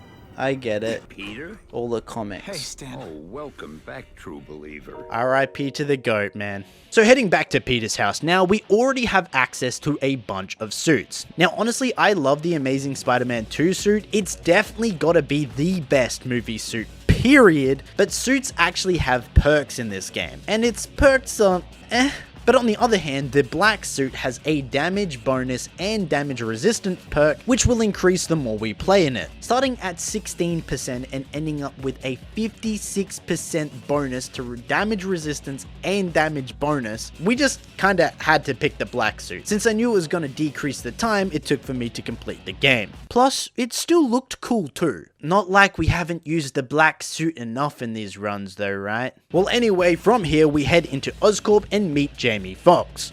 I mean, Max Dillon. And he hasn't fallen into the vat of eels yet, but when he does, you know I'll be skipping it. We end up fighting the Shocker again here, and it's kind of just like every single other Shocker fight.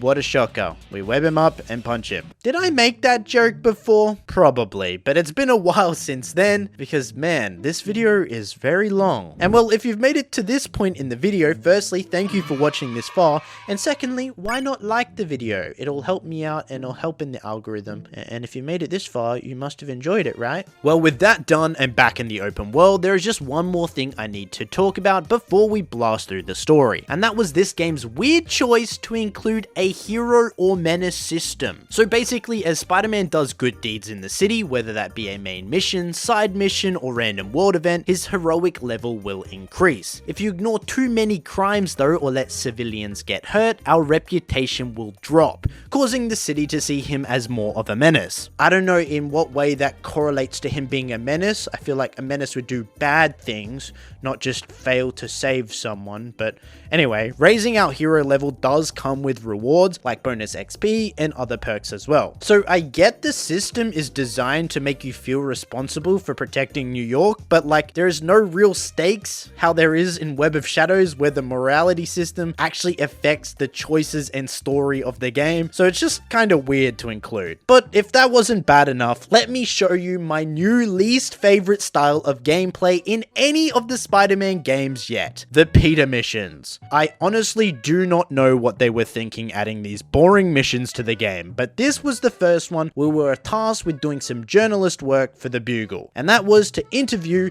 Kraven the Hunter. In my opinion, it's like, how can we make a Spider-Man not fun?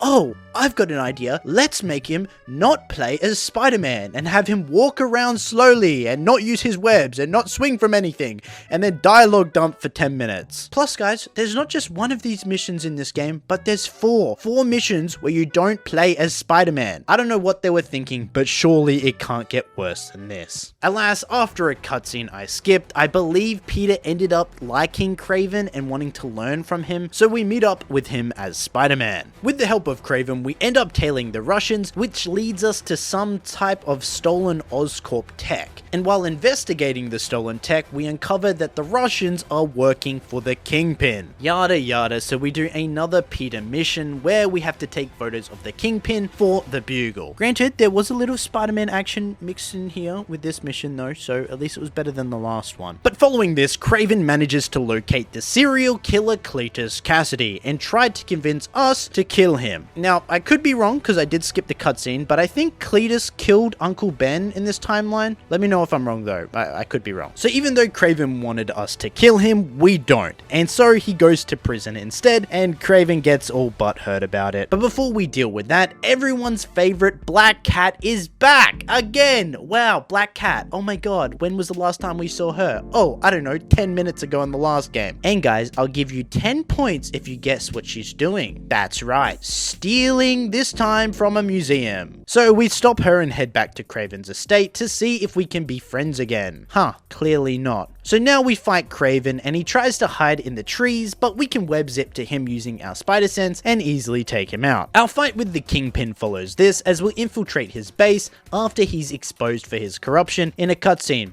that I skipped. And then boom, Electro's here as well. What the heck? I don't know, he's here, okay. Well, clearly he fell into the eels at some point between now and us last seeing him, but the fight is pretty easy. Web him up, punch, punch, punch, the end. One more skipped cutscene later, now I was fighting the Green Goblin. Okay, they're just pulling villains out of anywhere at this point. I mean, I understand the Kingpin fight since we saw him earlier in the game, and then we saw Electro earlier in the game, but where did the Goblin come from? Why did they include him in this game? I don't know. It's almost as bad as when they included him in the movies. I mean, the movies was really bad. The new Goblin in the Amazing Spider-Man movies Oh god, that was awful, but this game introduction is also pretty bad. The main thing with this goblin fight is webbing up his pumpkin bombs that he throws at us and then throwing them back at him. Besides, of course, the regular just hitting and regular combo gameplay. But finally, with the green goblin down, we are already approaching the end game. Honestly, I feel like this game could have ended right there, but they couldn't help themselves.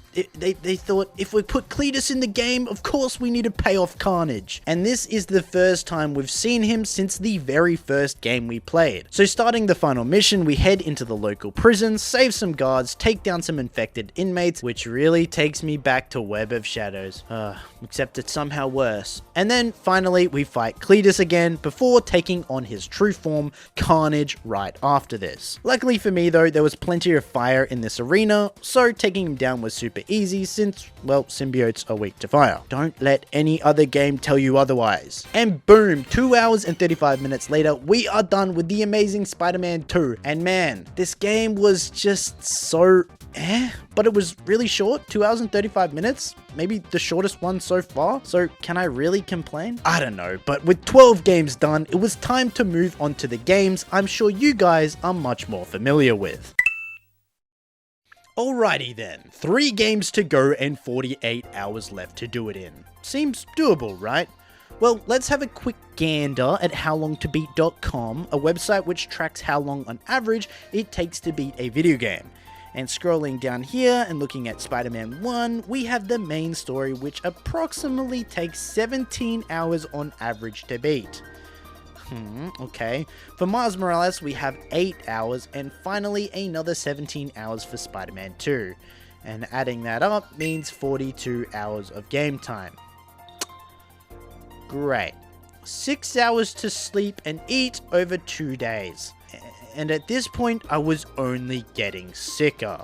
But hey, honestly, these games are the games that I have the most experience with, so maybe I can save some time somewhere and maybe get some more sleep. Okay, so kicking off the first Insomniac game, released originally in 2018 for the PS4 and then re-released as Marvel's Spider-Man Remastered for the PS5, our story picks back up with an experienced Spider-Man who's already been doing his thing for the past 8 years. We start by making our way to take on Wilson Fisk, the Kingpin. Hey, didn't we just fight that guy? Who this time finally, after years of effort, is being arrested by the police, and of course, they need our spider-like assistance. So to begin the game, we are immediately thrusted into some swinging gameplay, and straight away, all I've got to say is this is the best swinging so far. You swing with just the R2 button, but can web zip to a point with L1 and R1, and course correct with X to web pull.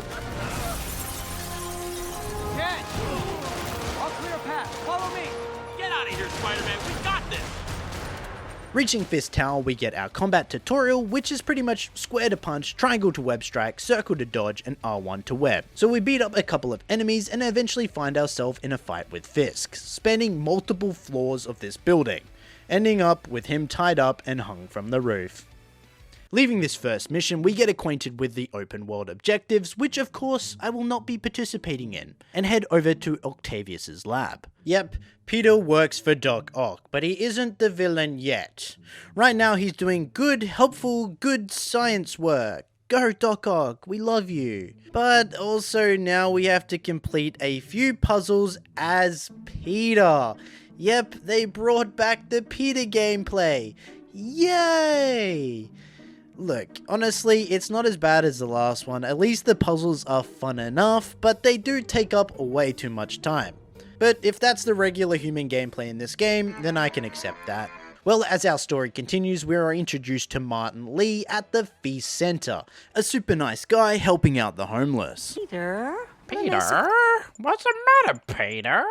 I'm skipping this shit. And following this, have our first run-in with the Inner Demon Gang. Oh god, what fresh hell is this? So after taking down the demons, we run into MJ, and now we have a flashback to her 10 minutes ago where we have to play as her. Firstly asking all these boring questions to this lady as a reporter, and then some sneaking gameplay to get into this back room and solve this puzzle. Woman gameplay. Hey, Pete. This is the worst. MJ? Arguably worse than man gameplay. I really cannot fathom what the creators of this game were thinking introducing this MJ gameplay. I mean, I don't know who thought at Insomniac, you know what this new Spider-Man could use? A section where you don't play as Spider-Man or Peter and instead plays MJ and walk around. I don't get it. Please God, never have me do MJ gameplay again. Well, at least in the story, now MJ and Peter are reacquainted, and a little while later following this, we find ourselves fighting the Shocker yet again. And yet again, the Shocker fight is just like the other Shocker fights. Web, hit, hit. And at this point, the Shocker has probably appeared almost as much as the Rhino, but we're about to change that since Rhino is in the next games as well. We then work with a police officer known as Jefferson Davies to investigate some of Fisk's old storage facilities, since the new gangs like the Demons keep targeting them. In this mission, we solve a couple of puzzles and fight a bunch of inner demons, leading to a police chase with Jefferson saving Spider-Man and a train by proxy from exploding. Oh shit. Oh, great. Now the 3 decides to run on time.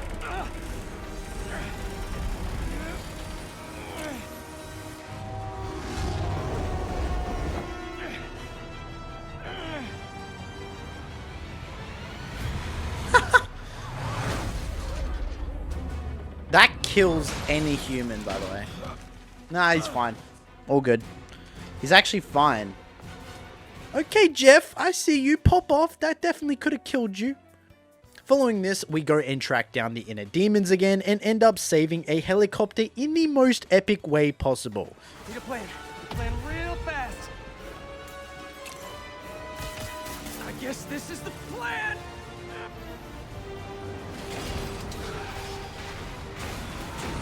Come on, Pete, you got this. Oh my god. You got this.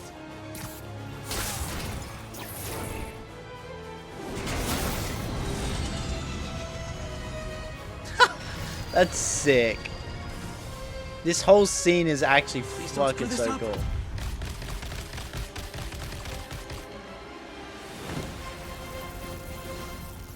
Yeah, dude. Yeah, dude's actually sick. The leader of the inner demons isn't happy about all that we've done to stop him so far, and in the end, this leads to the death of Jefferson. No, Jeff, we hardly knew you, but we did love you. So in a cutscene that we did skip to save time, the inner demons explode at the event to celebrate Jefferson's awesome save of Spider-Man, but when we come out of the cutscene, we're somehow playing as Miles Morales. And now we get to play more man gameplay. Yay! Except we're playing as different man. So this is Jefferson's son and future Spider-Man. But for now, he isn't Spider-Man, which means his gameplay sucks and we have to slowly walk and hide from the inner demons to try and find our mother and now dead father. Wow, and I thought the MJ mission sucked. Well, after some investigation, we figure out the good dude Martin Lee is actually a bad dude, known as Mr. Negative. Wow, who saw that coming? This mission was a Peter mission though, and the following one was also a Peter mission, and the one after that was an MJ mission, which means the last 45 minutes, all I have pretty much done is play as a regular human. They took the worst possible thing from the last game and plastered it all over this game. God damn it.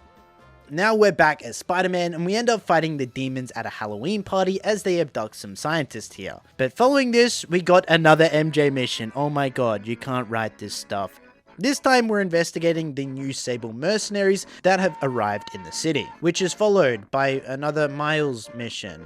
And then finally, wait, nope, it's another MJ mission. Yep, they are literally plastering these missions over and over and over. I feel like we've barely played as Spider-Man in the last 3 hours. The only time we play as him is when we swing from mission to mission. Look, I am going to give this MJ mission a pass though, since you do also get to direct Spider-Man to sneak attack certain targets in this third-person command thing.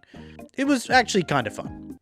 Following this, we finally get to play as Spider-Man again, and this time we do fight Martin Lee, Mr. Negative, as Spider-Man, in a really cool train fight, and when we manage to defeat him, we send him straight to the Raft prison. But almost immediately following this came the big prison break, where all of Spider-Man's villains who he had locked up over the years managed to escape the raft. But how? Remember, he said not to kill him. Good idea. In fact, we don't have to do this at all if you don't want to.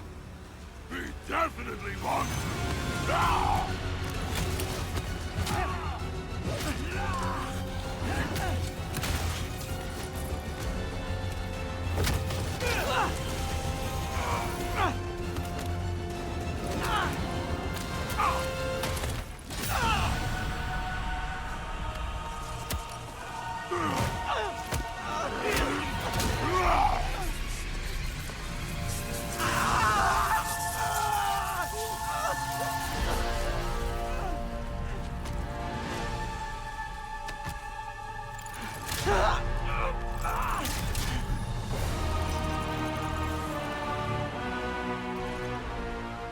Oh, Doc Ock is evil now. Maybe in a cutscene that I skipped, he turned evil. Well, at this point, we were already passing the 5-hour mark in the game, and now we have our Sinister Six out and about. So I spend the next couple of hours tracking them down and eventually defeating them. First up was Electro and Vulture.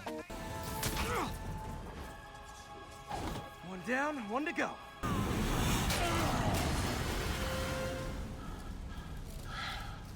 Then Scorpion and Rhino. Guys, please! There's plenty of me to go around. And then Mr. Sinister Martin Lee, which officially brought us into the endgame. And I should probably quickly fill you in on the skill system that I've been upgrading as we went through the game. So first up, there is the skill tree, which is divided into the Innovator, Defender, and Web Slinger paths. The Innovator skill tree is for gadgets and focus generation, Defender is for stronger combat, dodging, and general survivability, and then Web Slinger is for faster traversal and aerial movement. Then, of course, there are the gadget upgrades, of which Spider-Man has 8 gadgets in this game, which can be upgraded multiple times. I didn't do that though because you need to upgrade them with parts you get from side missions, so that is kind of a moot point. Then there is of course the suits and suit powers. With each suit comes a unique suit power, such as the Battle Focus ability, which gets you to generate more focus faster, the Spider Bro power, which summons a spider drone, the Sound of Silence power, which increases your stealth, and once unlocked you can actually mix and match any suit with any suit power, which is kind of cool. Then finally is the suit mods, which you can equip up to 3 at a time, and they generally just give passive bonuses like more focus from attacks, reduced gadget cooldowns, better stealth, extra damage after perfect dodges, and so on. But enough dawdling, we have an octopus to take down. Between our last story catch-up, he has released a deadly super cancer virus across the city, known as Devil's Breath. I skipped most of the cutscenes to save time, but I know that did happen. Anyway, heaps of people are infected with this, and he has the cure on him, so we go to find him to take him down, and we would need to use all of the moves we've unlocked so far to do so. This was by far the most cinematic fight in all of the games so far, and it was so damn cool taking place atop Oscorp Tower. No! He always found us back! He had to lose everything!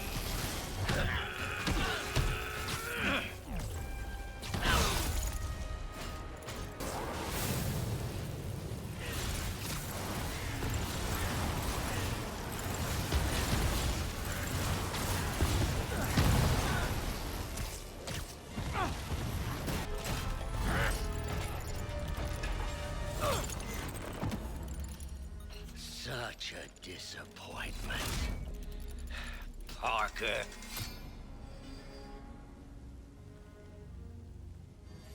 You knew?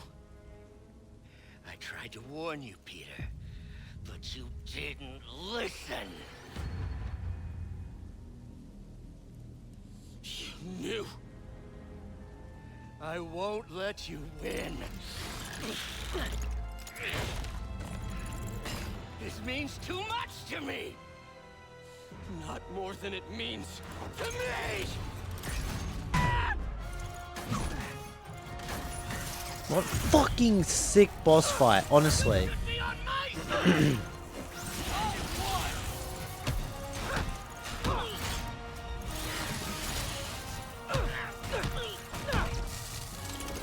Oh my god. Please, think of the man you were. That man is gone. You Oh my can't god, his save eyes me, fucking Peter. look so And I fucked in guess this. You'll have to save me yourself.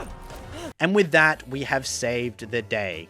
Well, Aunt May died because we could have either cured her or developed more cures for the rest of the city. So RIP homie, shout out to my girl May. But hey, the first Insomniac game is done in only 8 hours of actual game time. I guess skipping all those cutscenes saves a lot of time. Alright, on to the sequel game, or the tie-over game, Miles Morales. So at some point, Miles did get his spider powers after the end of the first game. When? I have no idea because I skipped every cutscene, but I guess it's not important. This game was released along with the PS5 and incorporates a lot of gimmicky things to show off the PS5 controller. Good thing for us though, since this is a tie-over game, it's a lot shorter. So the game kicks off with a police escort mission along with Peter, which of course goes wrong and leads to a free rhino and a rhino chase. As we get reaccustomed with the controls fighting these goons, Peter is knocked out and now we must fight the rhino alone as Miles. But that's okay because I already beat the rhino and scorpion at the same time in the last game, so this will be easy. Also, we get some super cool Venom electricity powers, so that helped too. With Rhino down though, Pete decides now is a great time to leave town with MJ to go to some foreign country I've never heard of and leave Miles all alone to defend New York as the one and only Spider-Man. Look, honestly, I can't complain too much about playing as Miles because the swinging is still as great as the last time and we even have these new Venom boost moves which we can use in the air as well. The upgrade system works a little different in this game with 2 separate suit mod sections, no ultimate suit ability, but still having a skill tree. The main skill tree upgrades is also more bare bones than the last game, but it is shorter, so I'm gonna let it slide. Also, I think the skill tree is a bit smaller because a lot of the old abilities have come automatically inbuilt in Miles' kit. Uh-oh, looks like I'm getting the super cancer. Exploring the open world, we get told to go do all these side missions and gather collectibles. But I'm not doing that. Screw you! With Peter gone though, Miles' friend sets up an app that people can go on to request Spider-Man's help. And Miles' uncle is one of those people that needs help on the app, so we head to the local train yard. So we help out our dear old uncle and take down a couple of enemies before we return to some regular human gameplay. Man, I thought this game was gonna skip the human gameplay. Oh, and now it's even worse. There's unskippable cutscenes. So unlike the first game, a lot of this game's cutscene are actually unskippable. Randomly, there is skippable ones though, and why a select few are and aren't, I don't know, but yeah. So following this cutscene, we find ourselves in a battle on the big bridge. You see what I did there again? The old circle back to a couple hours ago? Yeah, okay. Well, this introduces the main antagonist of the game, the Tinkerer. But we of course saved the day, and now it was time to investigate. This leads me to the Roxxon Corporation building to locate a device which killed the Tinkerer's brother, who also happens to be Miles' childhood friend. Ooh, plot twist. So the main villain is actually Roxxon. Wow, crazy. So we fake join the Tinkerer's gang as Miles, which means more human gameplay. But look, at least we're on top of a crane this time, and it's kind of exciting. Infiltrating, we take on the goons as Spider-Man and find some information that finally leads us to a confrontation with the Tinkerer. We eventually do win her over, but get found by the CEO of Roxxon, who gets the jump on us and traps us in some holding cell.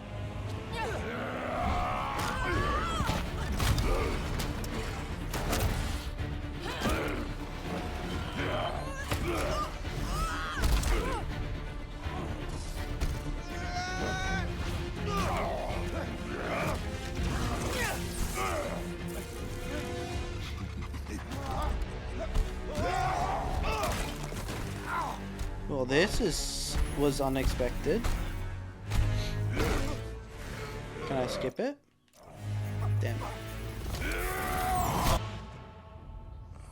But with Miles' new Venom powers, we managed to break free. Oh shit. Venom Blast! This then somehow leads to another fight with a juiced up Roxxon Rhino.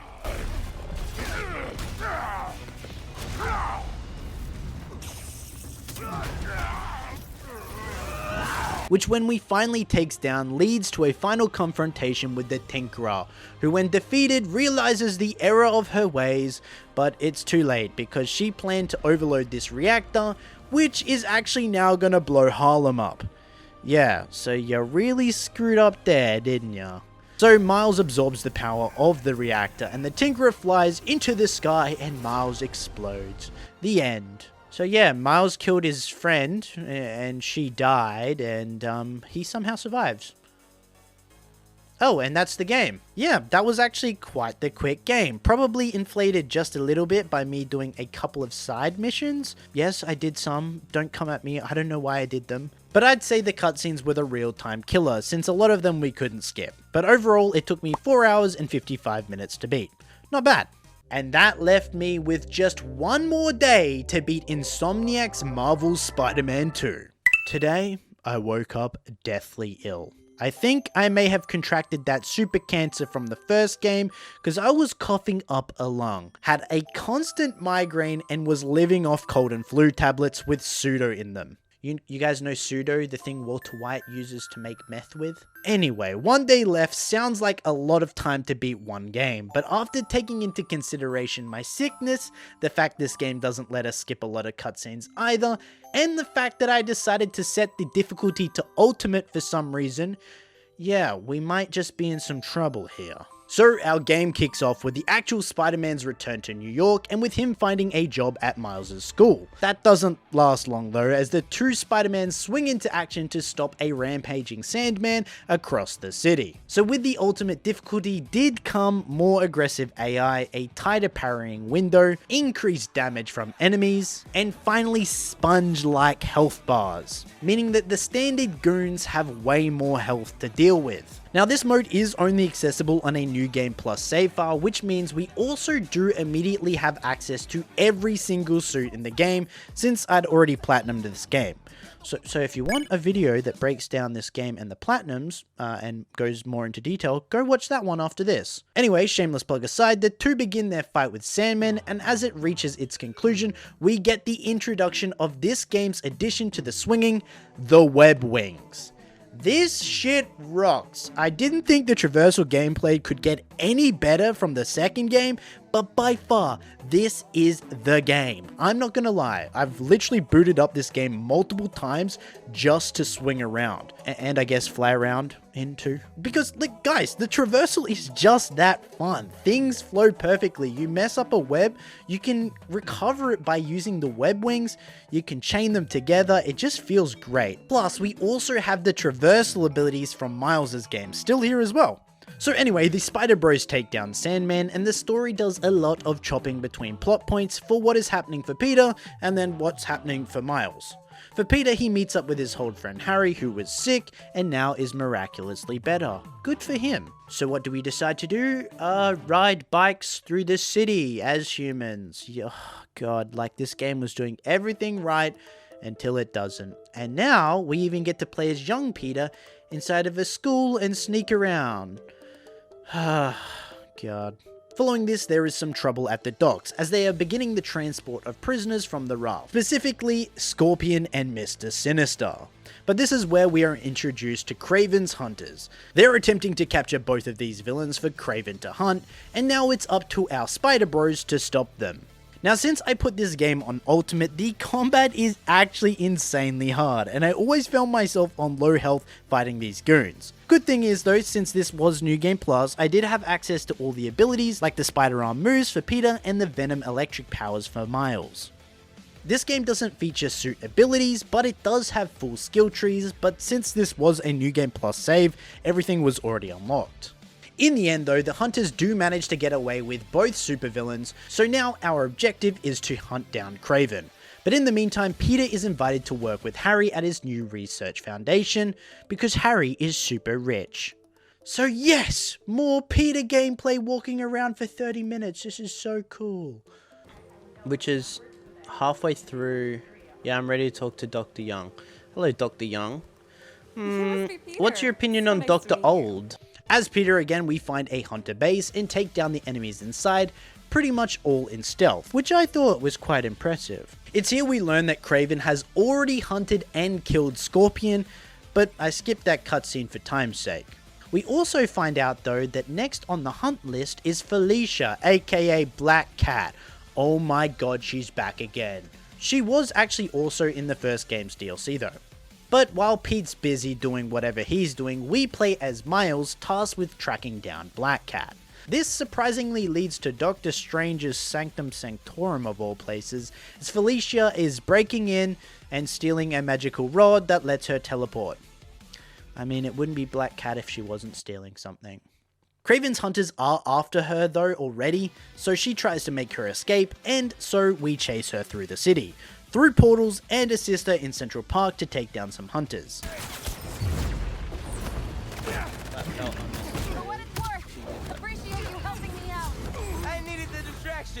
Oh, that was sick! Ooh, animation? In the end though, we do manage to help Felicia get away, and we never see her again. God damn it, she looked fine as heck in this game too. This might be my favorite looking version of her. Bye, Felicia! What do you mean I should check out Marvel Rivals? Well, that was definitely the best mission in this game so far, and following on from it, the gang takes a trip to the Coney Island Fair. It's here Miles gets involved with this weird minigame for Mysterio where he is a DJ. And look, I know you're probably expecting me to say how boring More Human gameplay is, but it was kind of a vibe. Hey, let it be drop! Either that, or the pseudo-epidrain was pseudoing. Hey, yo, let's go. I'm vibing. Following this though, we do get a little bit of Spider-Man gameplay fighting Martin Lee clones inside Miles' head. And this does open a whole side plot with Mysterio to do, but I don't need to do it, so I'm good on all that. Continuing our Coney Island playdate, we cut to Peter, Harry, and MJ, who go for a ride on the roller coaster. But of course, tragedy strikes, and our spider hero needs to save the day, as the hunters are here to abduct another Spider-Man villain. In the end, they do manage to get away with Tombstone as they destroy the roller coaster, and Peter has to go save it. In a shock plot twist though, it looks like Peter is going to fail to save this lady, but that's when Harry steps in and reveals he has the Venom symbiote. Well, since Harry now has powers, he joins us in our next mission to save Tombstone. We have Agent Venom Harry here, and he's somehow immune to fire. To be honest though, it was actually really cool how sometimes in combat, Agent Venom would swing in for the assist takedown and do a really cool animation. Anyway, they do manage to save Tombstone, but the question is, what is Miles up to? Oh, he's just stopping a random musical art theft. Thrilling gameplay. Well, it's better than playing as MJ, I suppose. Thank God we haven't had to do that in this game. Oh, for f***'s sake. So MJ, in her infinite wisdom, decides to investigate Kraven alone and lose her phone. Wow, so smart. Finding out they've abducted Dr. Connors, aka the Lizard, we play as her sneaking around the Kraven compound, sneaking past a bunch of hunters and eventually freeing Dr. Connors. But of course, he gets injected with the Lizard DNA anyway, slowly turning him back into the Lizard. Thankfully though, Peter and Harry show up just in time to help, but well, things don't go exactly as you'd expect.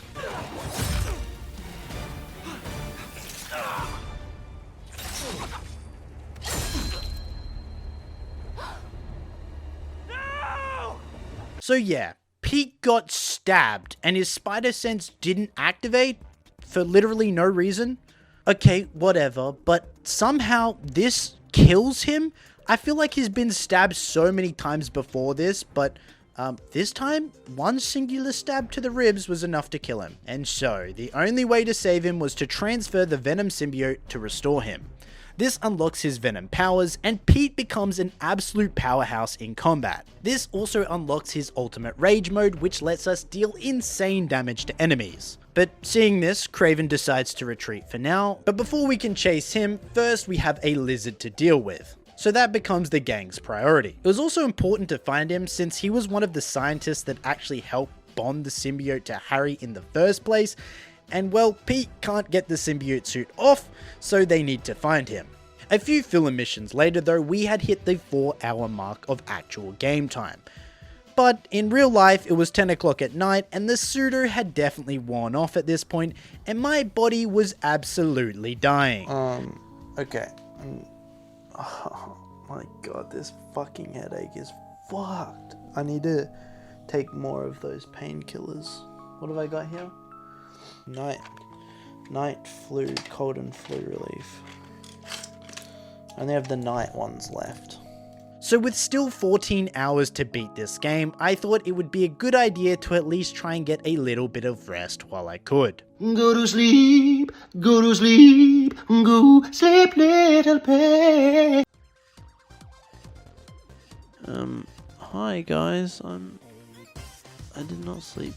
The sleep did not help me at all. I feel like absolute dog shit. So at this point, I had just 10 hours to finish the game, and apparently according to howlongtobeat.com, it was going to take me at least 12 more to do it. So even though the math definitely isn't mathing there, I wasn't going to give up just yet. But with just 2 hours of sleep, I decided we push on anyway. But our story continues with Pete slowly losing control over their symbiote, and after finally finding the lizard, Pete really brutally beats him up, like, god damn. You're too weak to get control back, aren't you? I'm gonna punch you out myself!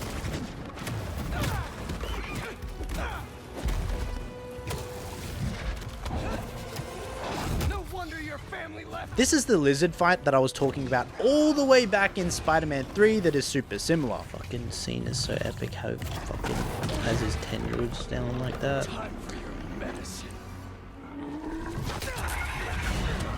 With the lizard down though, that night the symbiote decided to take a stroll in Peter's body while he sleeps, which means MJ gameplay. Yay. This ultimately ends in a chase scene with Peter trying to kill MJ, I guess, and Miles also getting abducted by the hunters. Miles does manage to break free of his restraints though and make his way through Kraven's mansion to an open arena where he faces Mr. Negative. Now this fight is actually really hard. He has 3 health bars and I ended up dying not once but twice fighting him before finally taking him down. Now this guy Mr. Negative did kill Miles' dad, so you'd kind of expect him to want to kill Mr. Negative, but no, he's not infected by the symbiote, so he ends up freeing him and telling him to go get Spider-Man's help. So Mr. Negative does go and find Peter, and off we swing to save Miles. Which means it's time for our first fight with Kraven. And just like Mr. Negative, this fight is really hard. I mean, I know I'm on Ultimate, but man, Kraven does so much damage and you have to perfectly dodge his attacks. Which did lead to 1 death in his first phase, and 3 deaths in his second phase. Hell no. For fuck's sake. Oh my god. He also kept hitting this bell in the arena, which we did not like at all, so we had to make sure to web it up. I'm ulting out. I mean, I'm hulking out. It's spider time.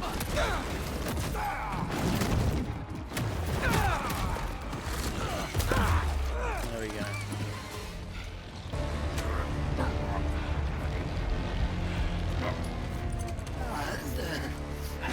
Oh, this guy is a kinky bastard. Stop! It looks like Pete is about to kill Kraven here, but Miles arrives in the nick of time and stops him from doing the whole death thing.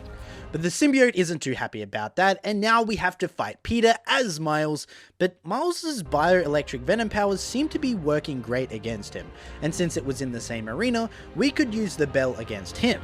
Defeating him, Pete finally manages to remove the suit, although it doesn't look like it because we're in New Game Plus, but you get it. Obviously now Peter knows the dangers of the suit, so he wants to destroy it, but well, Harry kinda needs it, and so he ends up stealing it back and turning into Venom. But the game does this really cool thing here, where the camera pans back and it looks like you're about to fight Venom, but then boom, in comes Harry's dad, and we instead play as Venom.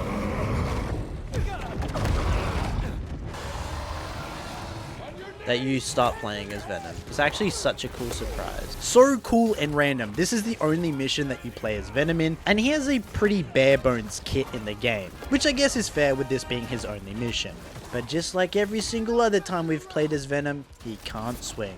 In this mission, we end up destroying the inside of Oscorp before breaking out into the city and fight Kraven. And yet again, this Kraven fight was pretty hard, but that was because Venom doesn't really have a lot of abilities.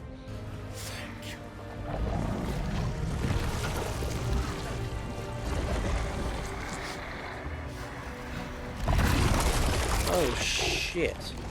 At this point, we basically get a rehash of the story from Web of Shadows, as Venom begins to overtake the city with his venom spores and tries to convert everyone into symbiotes. So Pete and Miles finally team up again to set off sonic bombs around the city to destroy these symbiote hive nests. And with that, now it was time to track down Harry and put an end to this.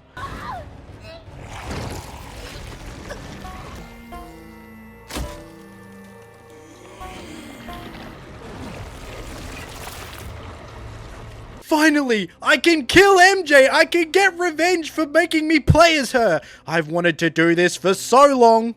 Aw, damn it, we just removed the symbiote. I wanted her dead. Well, trying to track down Harry again, Pete and Miles find themselves fighting another horde of symbiote goons who start to overrun them and end up infecting Peter again. Except this time, with Mr. Negative's help, the two enter Peter's mind and use Mr. Negative's power to invert this symbiote, effectively creating the anti-venom suit. Wow, now we're throwing back to Edge of Time. I see what this game's bringing it all back together. I see it. So the anti-venom suit in this game does give Peter access to all of his regular venom powers again, but without the whole mind control thing. And as an added bonus, it actually counters the regular symbiotes. So with that, it was time to enter the final level of the game. The plan was to get Venom's magical stone, which was what was giving him all this extra power, take it to the science center, use a big vibration chamber machine thing to destroy it, and save the world and Harry. But of course, this couldn't be a fun mission, it has to begin with boring MJ gameplay, where we do manage to get the stone, but then somehow have to fight this hulking monstrosity Venom boss as MJ. Honestly, it is so stupid that she somehow manages to steal the core and get out of this Venom hive and beat this giant monster thing. She doesn't have any powers, I don't get it. But with the stone acquired, we finally switch over to Peter to actually take on Venom. Now, this Venom fight is no joke, man. He has so much health in ultimate mode and only takes damage once we weaken him with Symbiote Blast. Plus, he deals so much damage. If we mess up like just twice, we're dead. And as Peter, without being able to instantly gain back focus to use to heal, we will die very, very quickly. No! Oh my god, this fight is fucked. So in the end, it actually took me 30 minutes of attempts just to get him into phase 3, where we do in fact switch to Miles. But since Miles' ultimate ability lets him gain focus, we would effectively be able to heal whenever we wanted. So this fight was easy as Miles. Which means with 5 hours to spare, we have officially beat every single 3D Spider-Man game in a week. I just want to give a quick shout out to the members. Without you guys, doing videos like this would almost be impossible because it requires a lot of time and dedication to make a video like this. And of course, shout out to our boy, Driftblim the editor. He absolutely put in insane effort and made this incredible video even possible. So without him, we couldn't do it. And finally, I also want to thank all of the people that were in the stream pretty much the whole time I was live. We have Earth, Mamie, Carlos, Pokioff, and Clown. Thank you guys so much. I'm honestly so grateful that you guys were even there. And I guess all that I have left to say before we dip out of this place is, what challenge would you guys like to see me do next? Like Lego Batman or Lego games in general? I don't know. You guys let me know in the comments and I'll see you guys soon. Subscribe for more gaming content and I'll see you then. Peace. Maha. Boom. 162 hours, 31 minutes and 51 seconds. And we are done. Booyaxy to the shaxy.